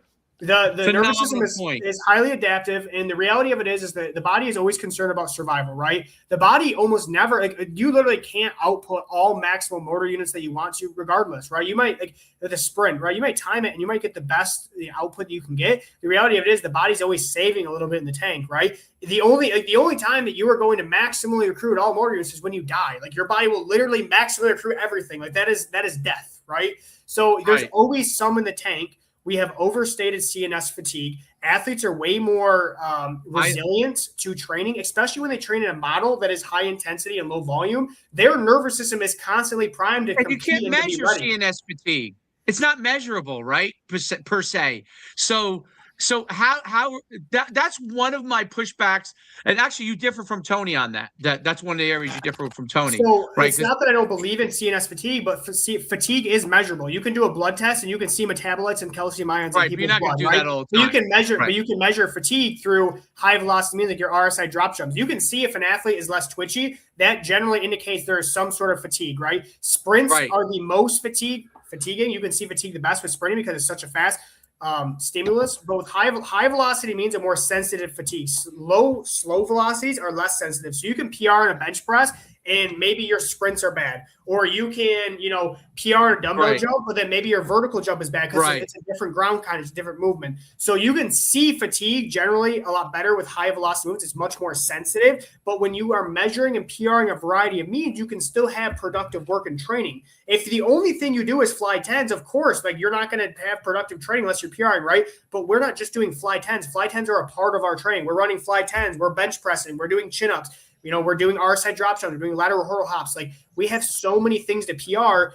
And what you'll realize is that most kids, if they PR on one thing, it moves over to the next thing. There's a compounding benefit to that. So that's why I have a hard time with the way that some coaches approach training and oh, well, we can't hit a PR, we're done, whatever. It's you have to be creative with the train to set a variety of PRs. If the only thing you measure is one thing, of course, you're kind of pigeonholing yourself into having only very few productive training. It's like investing, right? If you only invest into one thing, you're not very diversified, right? Is that a good path to long-term wealth? No. You want to have a diversified portfolio. And when it comes to training, you want to have a diversified portfolio of stimulus. You want to have a lot of things to measure and a lot of things to improve on. It's just like baseball. You don't just throw, right? You have to improve a lot of different aspects of baseball to improve the outcome. Same thing with training, same thing with football. You can't just, be really good at running plays. You got to improve blocking. You got to improve, handoffs. You got to improve the actual footwork. There's so many aspects, but we get so caught up in the end result that we forget about all the little increments that add up to the end result. I'm breaking training out into little increments that will all work together into proving the end result. There's it sounds like variability is a big part within your training, which is totally when we talk to so many guys, you know what I mean? And the majority of them, and Derek, tell me if I'm wrong, I'm a big believer in variability, but so many of them live in, we must do this, this, and this, each lifting session or whatever, you know what I mean? And the ADD in me kind of says that that's boring and it's hard, athletes probably view it that way. There are certain athletes that like that, what's the word? I don't know, stability of knowing what they're doing, but I think they want that structure. They want to know what they're doing when they're doing it. So this is a great Talk a little bit about that, your thoughts on that. Okay, so variability versus repeated exposures. Okay, here's the thing: is athletes need to repeat things to get better at them. Correct? They have to repeat. You have to have repeated, frequent exposure. The thing is, though, is that if you view things in the lens of an exercise selection, you're going to get cooked from repeating it over and over. Versus if you view things in speeds, there's a lot of different means to elicit a specific speed, right? It's like running, a 20-10 fly or, running a 10-10 fly versus a 20-yard dash, right? They're the same distance. They're eliciting similar speeds, but they're not eliciting similar speeds because you're coming from a dead start versus, flying in, right? So you have to view everything in speeds. You can get fast ground contacts. You can get very slow lifts. I can get the same speed on a flat barbell bench press as I can a pause bench press, right? I'm changing one thing, but I'm eliciting the same speed, the same range of motion, the same muscle mass is all being recruited. So for us, we repeat a lot of the same things. Like we don't change our main lifts every single day. So some programs run it like this. They bench press on Monday, they squat on Tuesday, they overhead press on Thursday, they deadlift on Friday, right? They're changing the movement every single time. What we know about muscle physiology is that the muscle fibers, you can't train all muscle fibers with one exercise. You have to have a variety of exercises to train all regions. But the problem is that muscle fibers will begin to atrophy after stimulus about 48 to 72 hours after. So you have to give it a frequent exposure to improve the means or the net gain, right? So we're giving a very frequent exposure of a specific stimulus. How you overcome that maybe staleness or overcome that overtraining aspect is having a variety of things to rotate through. So that's why we run all of our programming in 3-week waves. And so I can adjust and pull things in and out. I'm still listing the same speed. I'm just changing the means at which we're applying the speed. And this is where I think the training can get unconventional, is that there's coaches that have been indoctrinated into like, we have to bench, we have to squat, we have to power clean, we have to do this. Okay. You are eliciting speeds. A power clean is eliciting a speed generally about 1.2, 1.4 meters per second average. When we're talking maybe like 2 meters per second peak speed, depending on how equipped the lifter is, what the load is of it, right? I can elicit speeds much faster than that with jumping. Okay, we're both trying to sharpen rate of force development, but I can elicit, on a dumbbell jump versus a plyo swing, I can elicit the same speeds. I'm just using a variety of means. So athletes are not getting bored. They're able to PR on a lot of different things, and we're still training the same stimulus into the nervous system. All training is stimulus to the nervous system.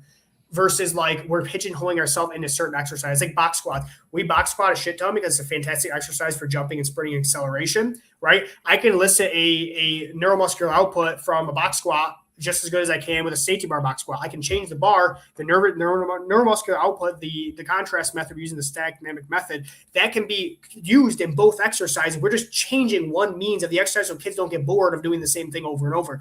But they have to have repeated exposures to teach muscle fibers, motor units how to recruit and coordinate in sequence, but then also to get a frequent enough exposure of tension, right, for muscle fibers to actually hypertrophy into enlarge, so they have more force potential. So you have to have enough frequent exposures. They have to be brief so you can recover as frequently as possible. But then how do you overcome the staleness is the variety. So it has to all work as a system. And this is what I've been able to kind of curate down into a system, is like, I know exactly how long I'm running certain things and what I'm moving to next. There's a system, there's a plan, right? Versus like, I'm just throwing shit at the wall and hoping that it sticks. Like there is a plan to elicit specific speeds. I know every single day we need to elicit a speed sub 0.3 meters per second. It has to be slow to create enough tension in the fibers. I know every single day I have to elicit, twice a week I have to elicit a speed that gets me over 9 meters per second, like a sprint. I have to elicit a speed somewhere like 2 to 4 meters per second. That's a jump. You have to elicit speeds. You can just change the means to get there. All right. So on the results side, so the athletes that you're working with, what are some of the results that you've seen from the athletes that might be like, maybe different from other places they've been before? Or what are some of those results you found?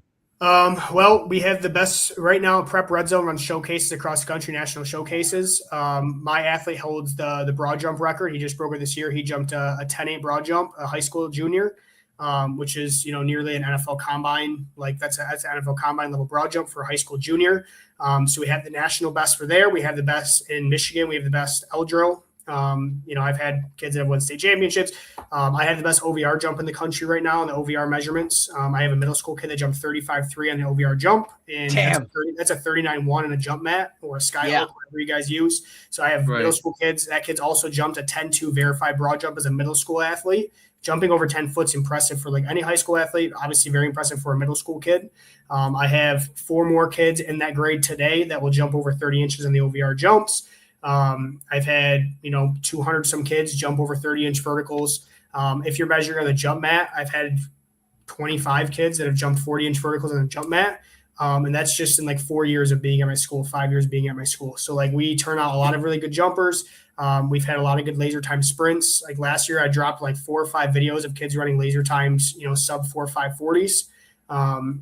We do really well at showcases. I had a girl just go on a Vertec at a combine showcase, jump a 31-inch Vertec jump as a sophomore soccer girl. So jumping 30 inches on one of the Vertex, you jump and hit it. That's pretty. That 30-inch vertical jump as a sophomore girl in high school is pretty legit. That's legit for a college athlete. So she did that. What's the difference between the Vertec, the OVR, and the jump mat as far as like, so when we used to run the combines, we always did the Vertec. That I always thought that was like the same as the NFL combine. So we would, well, but what's the difference to like in measurement wise? The difference, okay. So if you jump the OVR jump, what I found, this girl jumps at 26.8 on the OVR, jumps at 31 on the Vertec. The OVR jump is lower than the Vertec. The jump mat and the Vertec are relatively similar. Jump mat might be a little bit higher than the Vertec, but they're relatively similar. What you're finding is with the Vertec is it's a little bit more coordination between like you having to jump up and actually extend the arm and hit it, right? There's a little more coordination there. The jump devices allow us to literally just focus on displacement from the ground. It allows us to really focus on the raw stimulus of the jump versus just like the skill of having jump and hit something. So it allows us training-wise to have a really, really good stimulus and be able to run a lot of kids through. A lot of combines and showcases are now going to the jump devices because you can just run kids through so much more. Like we had one at a college, Division II college that ran jump mats, and I had two kids. I had one kid that hit a 39 and another kid that hit a 40, and this was during like just a showcase, and like the next best jumper was from another school and jumped like a 32, right? But because we're doing so much jumping, like our kids just get really explosive and we jump really well, right? So the feedback devices allow you to basically, accentuate or multiply the stimulus you're providing them. Whereas like a Vertec is kind of more, it's a little bit of a skill, but like I've never ran any kids on Vertex, but like my kids jump really well in Vertex because it's like they're still displacing from the ground so much. So like I had a coach that said like, like I'm not like a technique guy. Like I'm not trying to game the system per se. I'm very much a raw force output kind of guy. Technique is awesome, and like technique is a multiplier for force. But like for my athletes, because they're so young, I'm just focused on the force multiplier. Like I can beat other schools' athletes just because we're making them so much more powerful. Versus like I'm trying to make them have the perfect first step or the perfect jump angle, and like we don't care about that. That doesn't transfer to sport, right? Having the perfect jump angle on a Vertec makes no difference to a kid that plays baseball. But you know what does? A kid going from a 25-inch vertical to a 35-inch vertical. That makes a big difference. I had a kid that started with me in August. He's a baseball kid. He jumped a 21-inch vert on the OVR. He jumps a 35.3 today. Like jump. That's and literally from August till now, how many months is that? 8 months. We've averaged over a foot to his jump. What I find is that and that was with body weight gain. He was 170 when he came. He's 182. Like yesterday, he weighed 182. So what I find is that I can make athletes larger. I can make them faster. I can make them jump a hell of a lot higher than most other schools. And it's not because like I'm special and like I'm so much better than everybody else. It's really because just the system I'm using like allows us to do that. And like my results are repeatable. Like I consult with tons of coaches over the last couple of years, hundreds of coaches, college programs, high school programs, everywhere in between, private facilities. And again, like what I tell people, truth repeats, right? I have a coach downstate that their teams have just won 2 football state championships. And like he's adopted like the brief maximum tension work that I've given him, and he's adopted dumbbell jumps, and they kind of shifted away from a traditional weight room setup to more of like what I'm doing, like almost verbatim kind of what we're doing, and like has had amazing results. And it's just like, it's not that Zac Goodman is just so much better than everybody else. It's that Zac Goodman has a system that really works and is repeatable, and it repeats for every single athlete. And that's the reality is like you can take, if you take the things that I'm telling you to do, like you will also get repeatable results just like I am. Like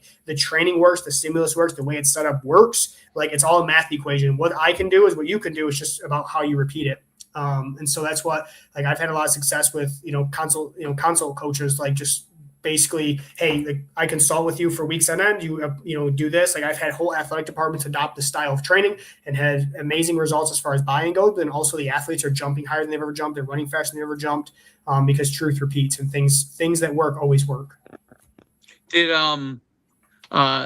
technique versus the measurement? Do you find that their technique, let's say on running, begins to improve because you're measuring, or do you think you have to teach technique and then they measure them? That's probably a question you get, right? So it's twofold. So Yes, because they are trying to improve their measurement, they start realizing there's more efficient ways to do it, right? It's like if you want to improve your bench press, you got to have more efficient bar path. You start learning how to have a better form, right? If you want to jump higher, you have to learn how to push through your feet better so you become more efficient. I'm not worried about good technique. I'm worried about efficient technique because nobody cares how pretty it looks if the output is really good, right? So I'm looking at how do we make it more efficient? How do we make a kid run faster? How do we make it more efficient?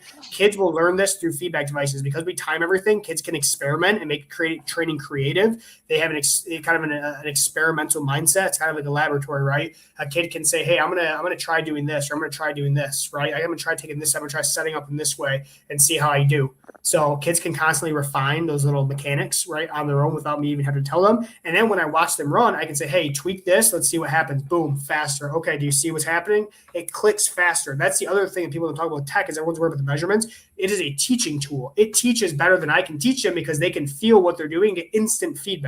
I don't know how that's ever a negative. That's a positive in my book because I have tons of kids I work with every day. I need these kids to be able to teach themselves and then also be able to teach other kids. So kids will learn, hey, if you do this, like if you set up your bench, if you set up your feet like this and you push through here or use this specific technique, you will have a better result, right? They'll teach other kids, hey, like if you on the broad jumps, for example, we've had a lot of success with broad jumps doing the 3 load explode. So, 1, 2, 3 explode. So 3 loads and then explode.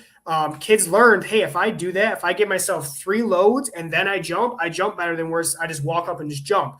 Little things like that make you more efficient at expressing force that you already have access to. So kids teach kids, feedback devices teach kids, and then I refine little things. But like I'm not spending sessions teaching kids how to, have the perfect get off step. Like, no, that's worked into the training. The training should be, that's a waste of a stimulus you could be getting. You could be getting both. You could be getting a teaching moment and a stimulus all in the same session if you have it correctly.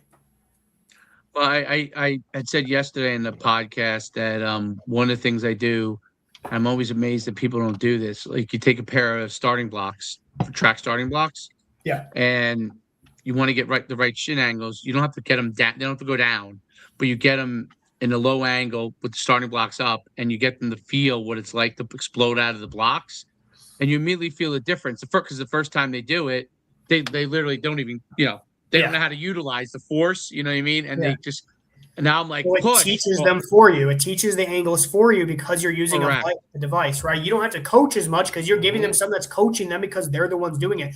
The things that you do for yourself are always better than the things people do for you. So if it's always better to teach yourself versus have somebody else just teach you. Somebody else teaches you, there's more likely you're going to forget steps. Whereas if you teach yourself, you're not going to forget any steps. So like I'm always encouraging kids to kind of teach themselves per se, not like I'm not guiding them, but I'm saying you're going to get more out of this when you figure out how to use your own leverages efficiently versus me telling you how to use your leverages efficiently. I'm going to give you some guiding principles, but then you're going to kind of make it your own. And athletes also, like they sit in classrooms all day and they go with coaches that tell them, nope, it has to be this way. You have to do it my way. Right. It's like you are literally losing out on potential for these kids. Exactly. And it's good to do like, all right, try it out of this. Now try it with the starting blocks. And now we measure what is your first 5 yards without the starting blocks? What is your time with the starting blocks? Now you see how you're able to generate more force. Yeah. It's a different. So now obviously the starting blocks are giving you a push and putting you in the right angle, right? So now okay, that's the angle I have to be at, and that's the amount of force I got to push back into the blocks is what I actually have to do into the ground when I sprint, right? So if I could do that, then I'm more efficient. And it's funny because track coaches, and I was a track coach for a long time, and I always was amazed at how little other coaches used. Now in college, they use it obviously all the time because they have to measure it. They got to know what the kids are going to run. But I'm always shocked. I used to hear high school coaches be like, well, I don't want them starting out of starting blocks all the time. I'm like, why? Yeah. Like, why don't you want to do starts? Like, how are they going to get better? Teaching? Right. Now, I learned it because I was a hurdler, and in order to get your steps correctly as a hurdler, you had to use the starting blocks because if you didn't use the starting blocks, you might be too tight on the hurdle. You might be too far. You won't know where you had to be. So I learned it from that. It was like became self-taught. We always use starting blocks all the time. because of that, because we, you didn't want to go into a race as a hurdler and you were off, you fall, So, but people were like, oh, how come they couldn't believe that I was such a good starter. Well, I was really a good starter. I was better than our 100-meter dash guy because I don't know why the 100-meter dash guy didn't do block starts that much. Now, he was faster, right? But he couldn't get out quicker. So it shocked me because I was like, that guy would run probably 2/10 faster. He was a bullet. He probably could run 2/10 faster if he did more block starts, right? And but it seems so simple, but people like, understanding and kids feeling how to generate force and do it quickly, but generating force, and then obviously the measurement reinforces like, okay, this is good, right? But you have to feel it. Like if you can't feel what it feels like as an athlete, it's wrong. Like, can you feel it? No, I can't feel it. Okay, let's try a different stimuli to see if we can figure out how to feel it. That's what shred mill has been awesome for me, is being able to teach the shred mill, because the shred mill, because you're using resistance, puts you in the ideal joint angles to produce force and acceleration. So like if a kid starts high in the shred mill, the resistance corrects him pretty quick because you can only move that thing as fast as you can drive, right? So when I explain to kids, hey, I want your hands on the sides and I want you to get low and start low, they can feel it like, oh, I'm in a better position when I'm low. And then they don't, the resistance will always self-correct them because you can't move that thing not starting low. It's kind of like with dumbbell jumps, right? Kids will sometimes, if they've never done dumbbell jump before, they have a tendency of like, not squatting down all the way. And I'm telling them like, no, like you need to push through your feet harder. How do you push through your feet harder? You have to squat more to create more knee flexion. Oh, if I squat harder, I can push my legs harder. I can displace from the ground better. I get better jump. It's like, it's little cues. They figure it out and then they put into action, and then you have a completely transformed kid. Again, the best teaching is teaching you do for yourself. Yep. Right. It's why you have to act, and for them to, even if it's not the actual teaching aspect, like, or that, you know what I mean? Like the physical aspect of them doing it, just having them give their opinion, right? Or feel like they're involved in it in some way, shape, or form, just kind of gives them a little bit of extra kind of skin in the game, right? Like that, hey, coach, maybe this or there, that even that feedback of asking guys, let's work together on this, right? Because the old school type of militant discipline like, coaching training, do it this way because I said so, right? Like you don't need to know why, it's because of this. It don't fly anymore, right? Like these guys can go, they can go and research and find out more knowledge in 30 seconds than it took us, days to go and find it. So just when it gives you a little bit more, it gives them a little bit more investment. Look, even if you're not really taking their advice, right, or doing it right, like at least they feel a bit of more of a part of it, and now it's you just get more buy-in. I feel like no matter what. Yeah. There's no doubt about it. No doubt about it. Well, before we go, if there's anything you want to leave us with, tell us where they can, find you, reach out to you. If they're interested in your program, tell us all that stuff. Yeah, I'm most active on Twitter or X. I think I put it down underneath my name on here, so people want to find me. It's Zac Goodman, ZACGODMAN _. You can find me on X. I'm very active there. Instagram at Zac.Goodman. I post a lot of our training clips and stuff on there. And then really those are your two best locations to really find me or ask questions. I have a Gumroad that just has all my links. I have training manuals. I have a bench press manual. I have a sprint manual. I have console calls on there. I have online training that's available. And I have an online training group that gives you access to exactly what my in-person athletes do every week. So if you want to see exactly what it laid out from exercise to rest periods to sequence to demo videos, like I have that access group, and a lot of coaches are in there, and I have athletes in there that use it. So those are all the things that I kind of offer. And then obviously my podcast, right? Defying Gravity with Zac Goodman's a podcast on Spotify, YouTube. I've made, 20 or 30 videos of talking about all different types of training information, how we set things up, theory on training, philosophy on training, exact setups, example workouts, exact things we're doing. So I have a lot of stuff out there. And then obviously this podcast, other podcasts I've been on. If you just type in my name on Spotify, you'll find me somewhere, right? If you type my name on Twitter, you'll see me somewhere. But I'm always open for messages, for phone calls. Like I respond to every single DM. I respond to every question on all my platforms. If I see it, you're going to get a response to it. I like to try to make information accessible. And I love doing things like this because there's people who have never heard of me that are going to gain at least one thing from this podcast. And that's an awesome thing, because what I've talked to Tony about is the best way to have influence is to teach people to teach people. So if I taught a coach today one thing, they will teach somebody else that thing, and it'll teach somebody else, and it'll be like wildfire where everybody gets better and the whole environment of training for kids gets better. That's kind of my goal. Zach, you guys and all the other guys we have on, the two people who have become the greatest trainers from all these interviews has become me and Derek. Yeah, you learn a lot. We're just stealing a lot of information, buddy. It's why you see me like eyes are down a lot of the time. It's because I'm sitting here like writing, taking notes, still old school in that way, right? Like I just have sheets and sheets of information. It's been one of the best things about doing this, is the networking and the conversation and just bringing that kind of, whether it be something new or something innovative or just something that guys maybe never thought about a way to do it or whatever, on top of all of the knowledge that goes into it, right? So it's really been awesome. Podcast, man. The way it's designed and set up, I've never used this StreamYard thing before. Like this is all new to me. Like the way you got the background, all the stuff you guys have is very good. Like you guys got a good platform going. You guys got a good thing going.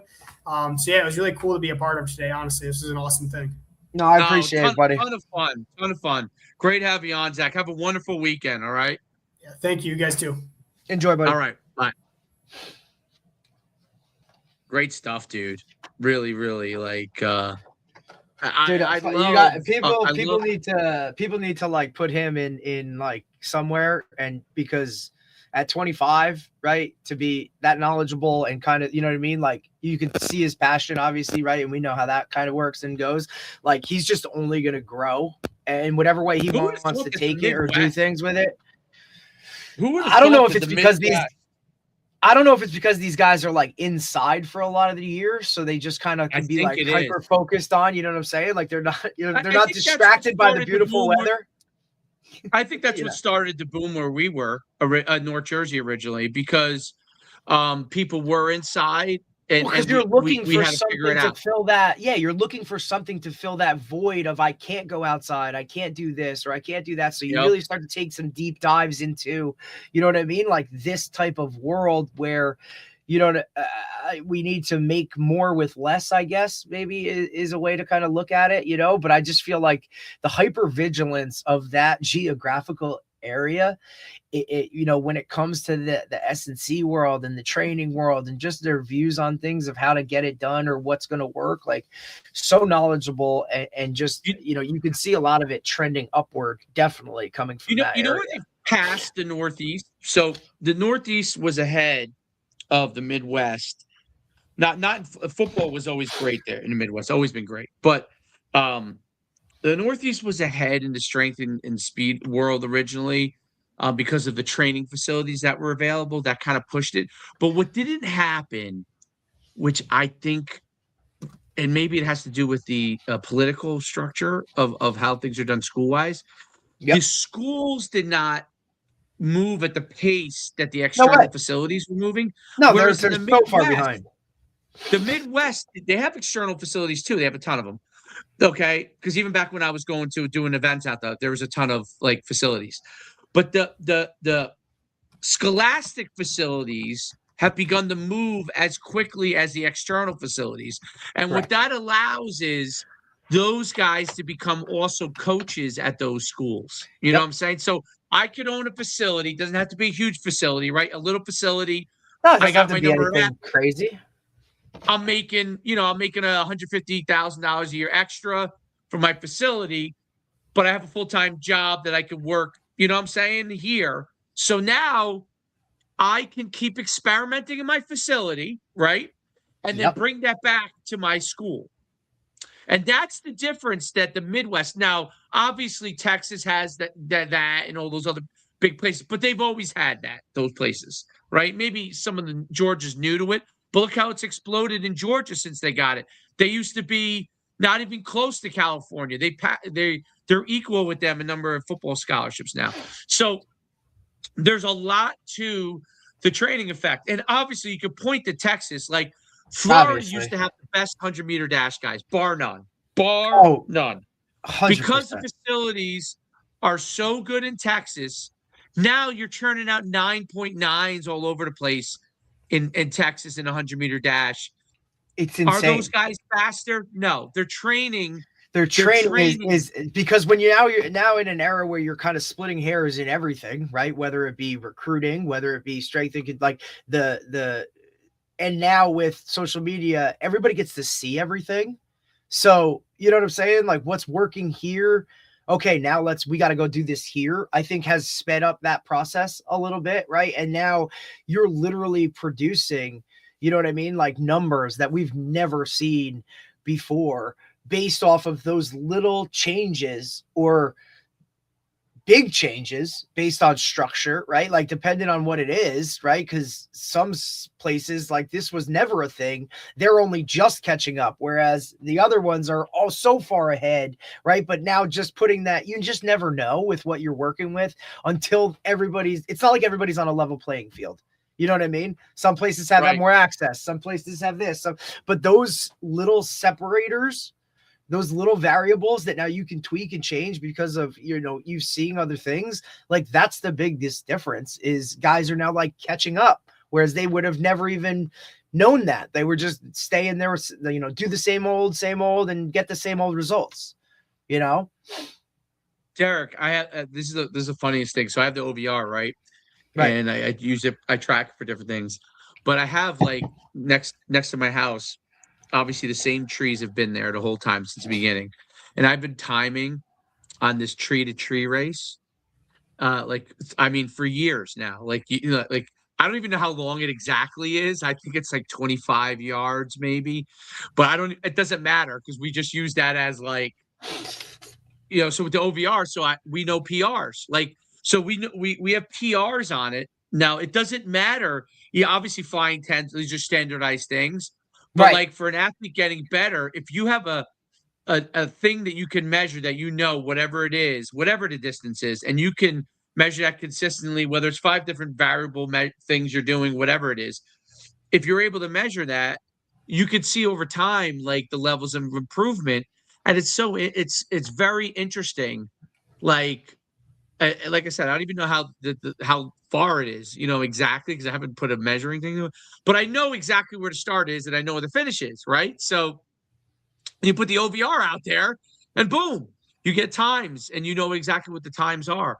It's such an interesting thing. I've been in this debate in my mind on technique versus does technique drive the improvement or does measurement drive the improvement? Obviously, there's both to it, but that's why I wanted to ask him that question as we were going through it, because I do think there is a certain amount of learning you have when you start to make breakthroughs, and coaches can help you do that faster, right? But of course, when you have guidance and tutelage, right? Like you can kind of, this and that, you know what I'm saying? Or I don't know, just I think when you're more aware of it, I think like by a coach kind of telling you, right, helps. Right. But there is something to be said, like Zac talked about with, allowing the athlete to be a part of it as well, or work out things on their own. And then you're kind of just shaping or tweaking, right? Like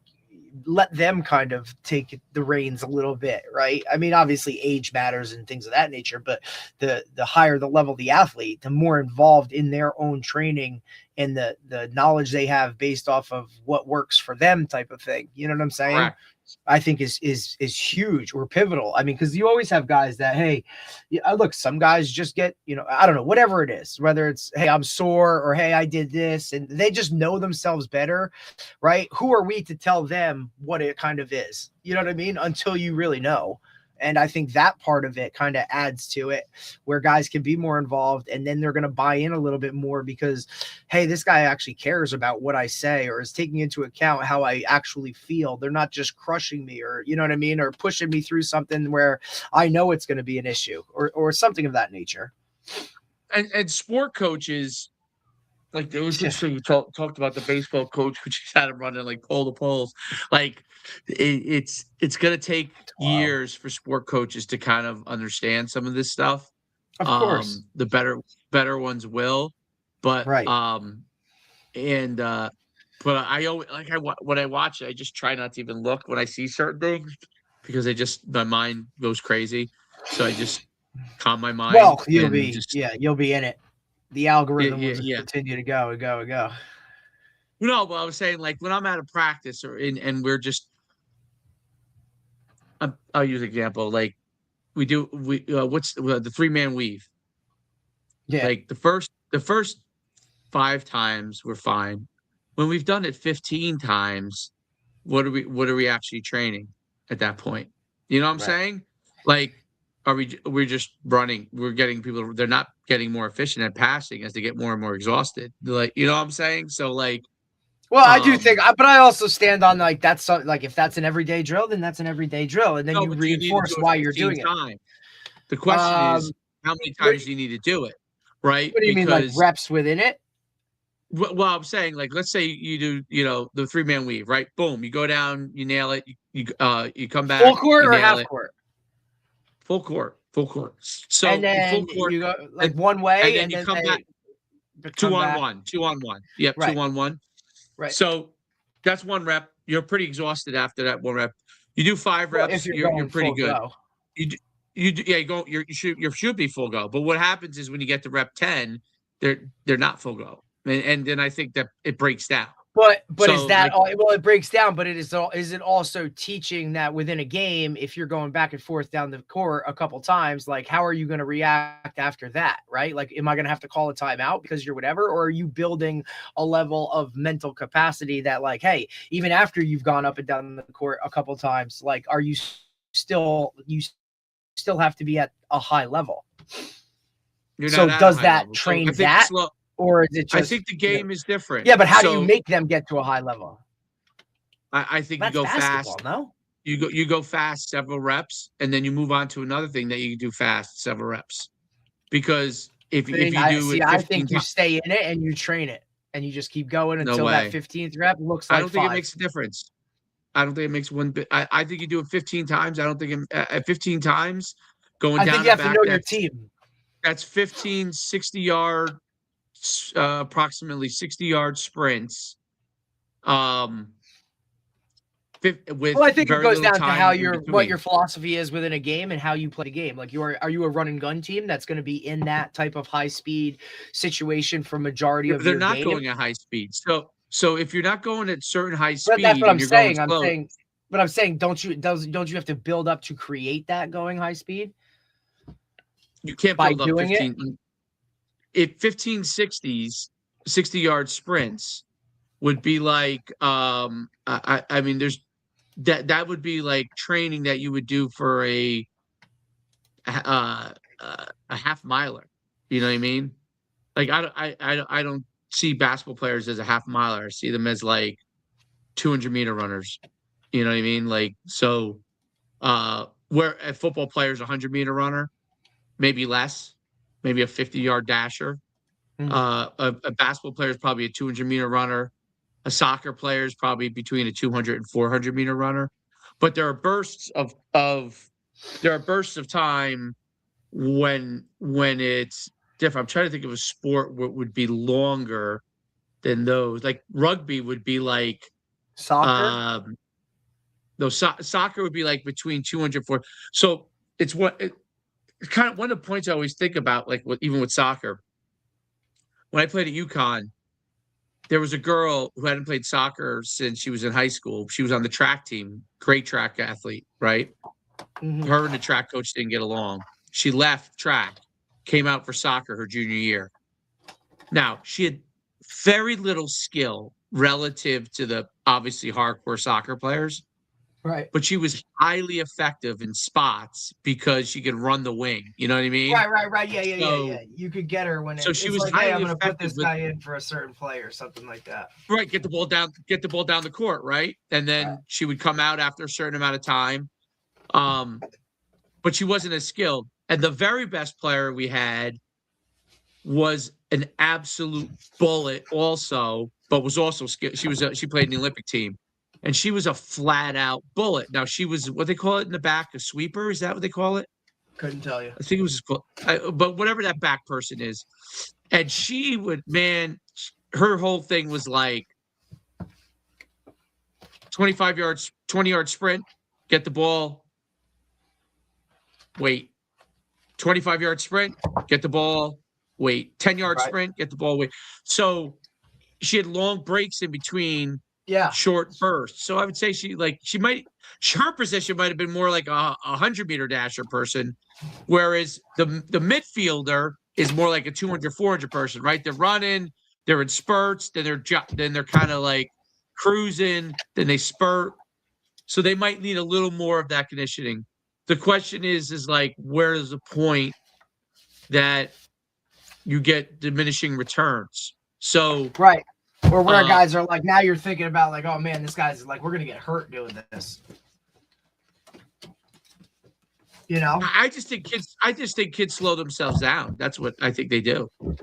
So they start to pace themselves always. They start to pace themselves, and do you want them to pace themselves, right? So that's really the way I look at it. Is like, I'd rather them do five full out, 5 full out versus a pace themselves, and make it look really good and reinforce that. It's the same thing with plays, right? If you run it the same play 25 times, is it the same as the first 5 times? Probably not. What is the value of doing it 25 times? Mm-hmm. I don't know that there's a value. I don't think there is. Right. So, I mean, I might run a play like 2 times in practice. Right. Literally, maybe 3. And then kind of run it, switch up, go to something else, come back to it. Because I think you can always come back to it. Well, I try to see. You want to get it. You want it the most efficient. I do the run, the play action, and then the regular pass off of it, and as a group, I do that maybe 2 times. They move on to the next play. I mean, in a practice, I might get through 5 or 6 plays total, but it has the 3 versions, so I guess you would say 15, right? But they're all built off the other. Like, there's no, which is totally different how I used to do it, man. Totally different. Like, buddy, we talk about evolution and how we change it and tweak things like on the regular basis. You know what I'm saying? That's part of it. No doubt. Very interesting stuff. Awesome, buddy. Good work. I will talk to you later. Yeah. What time are you leaving? Not till like the late afternoon. So what I'm going to do is I'll leave for you all the stuff. Yeah. Just let me know. Including some hoodies for guys too. Okay. Because we got to look at it. Because right now there's not even enough. On which level? 15. Oh, I thought you said there was 8. There's 8 signed up. There's not 8 in Zorts. Like there's 8 that on Team Snap said they were going, but there's not 8. There's 2 that asked me if they could go that are younger. Like at the 13, and they weren't sure because it was 15, but they can. Those kids are big enough. Yeah, I look at 13, 14, and 15. Like that's all about what 13, 14, 15 is like what stage puberty they're all at. Like 100%. I'm just looking for numbers. Puberty, you know what I mean? I wouldn't put you in 15, but if you hit puberty and you're 13, you're fine at 15. It's just where you are puberty wise. Yeah, it's your biological age, not exactly what your actual age is. So there's some kids that are big enough to handle it, and some kids that are not. Now mentally that might be different, but but biologically there are some that can. So they asked me, some of the bigger kids. Yeah, well, I mean, look, it's all good. I'm just saying, there's it's not much to choose from either, because 6 of them said they're not going, so that's what I mean. And then 1's a maybe, and then 8 said they're going, but only 5 have done their Zorts. And I've been on the messages like, guys, you got to get this in. Like it's tomorrow. They're going to lock the rosters in the morning, especially after the Zoom call with those guys last night. Did you listen to that? Yeah, lose the ref. Lose the ref? What does that mean? Oh, yeah, I know lose the ref. Yeah. That I know. That I know. We had a conversation on that. It's all the same. Okay, so all right, I'm looking at it now. I'm just curious. You're on Snap or you're on Zords? Source. Yeah. All right. So now it just has all the eligible ones. Yeah, there's 5. It doesn't list anything other than the eligible ones. Right. Like all the guys that said they were going in Snap haven't either done their Zords. Put it in. Or... Okay, so if I look at Snap, who is that? Well, I messaged all of the people that said they were and haven't done it. I'm curious if they already have a Zorts, those kids. Well, I mean, well, I could. but still, yeah, but you could. That's fine. But you still need to know if they're physically gonna go. do it, right? Yeah, exactly. You still need to know like a confirmation. Otherwise, you know how it is. Like we'll show up and then there'll be 6, and then we'll have to play with 6, and then it'll be a whole thing with you know what I mean, like the blowback of whatever that is. All right, let me see what that is. And then this is we traveled, we drove. Let's see. Dream t-shirt. And where's the okay.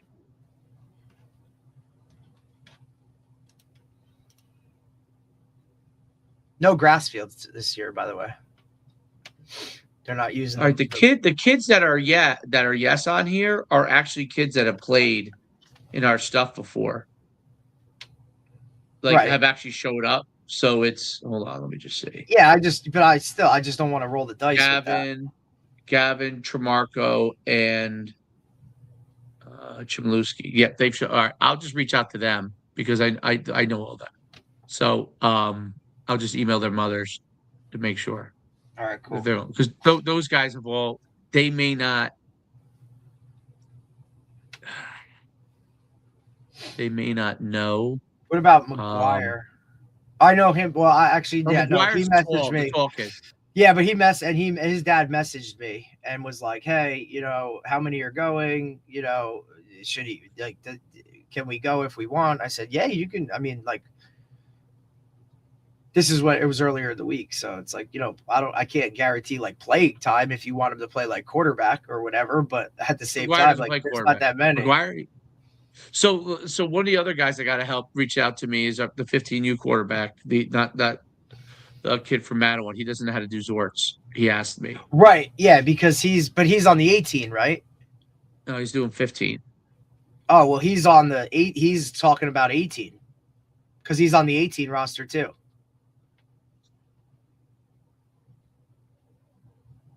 Was that what he was talking about? Blair Carter, right? Yeah. Yeah, he's talking about 18, buddy. But he's on there. He's on there. Oh, I thought he didn't do it yet. No, he didn't. He's on the roster. He didn't complete. He said, I need to be invited to be on the roster. And it's like, you are. For both. Because he's on 15 and 18. I invited him. His email, for some reason, doesn't take Snap. I think there's multiple ones on there.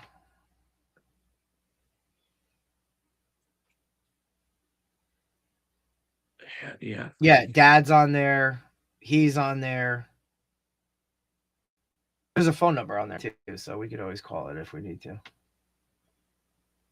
What did we have last week? 14. No, we had 14. What was the first one was 3-8.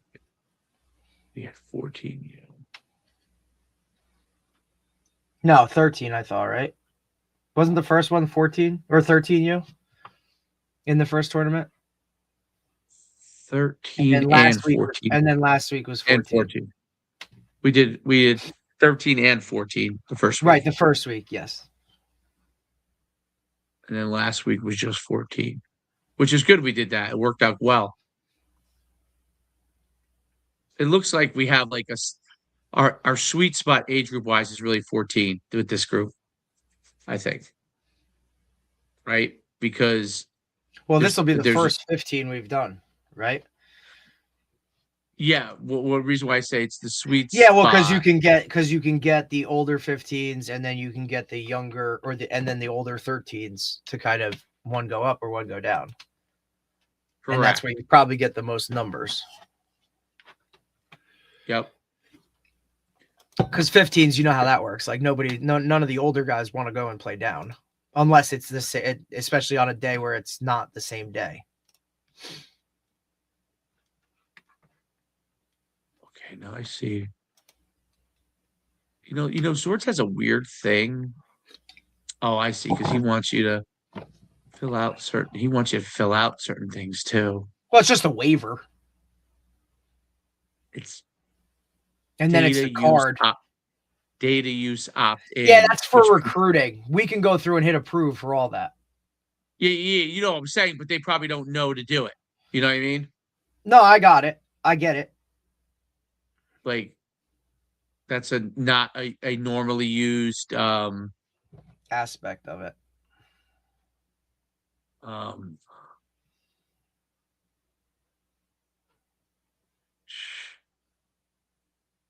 Like this kid, I can hit the data use.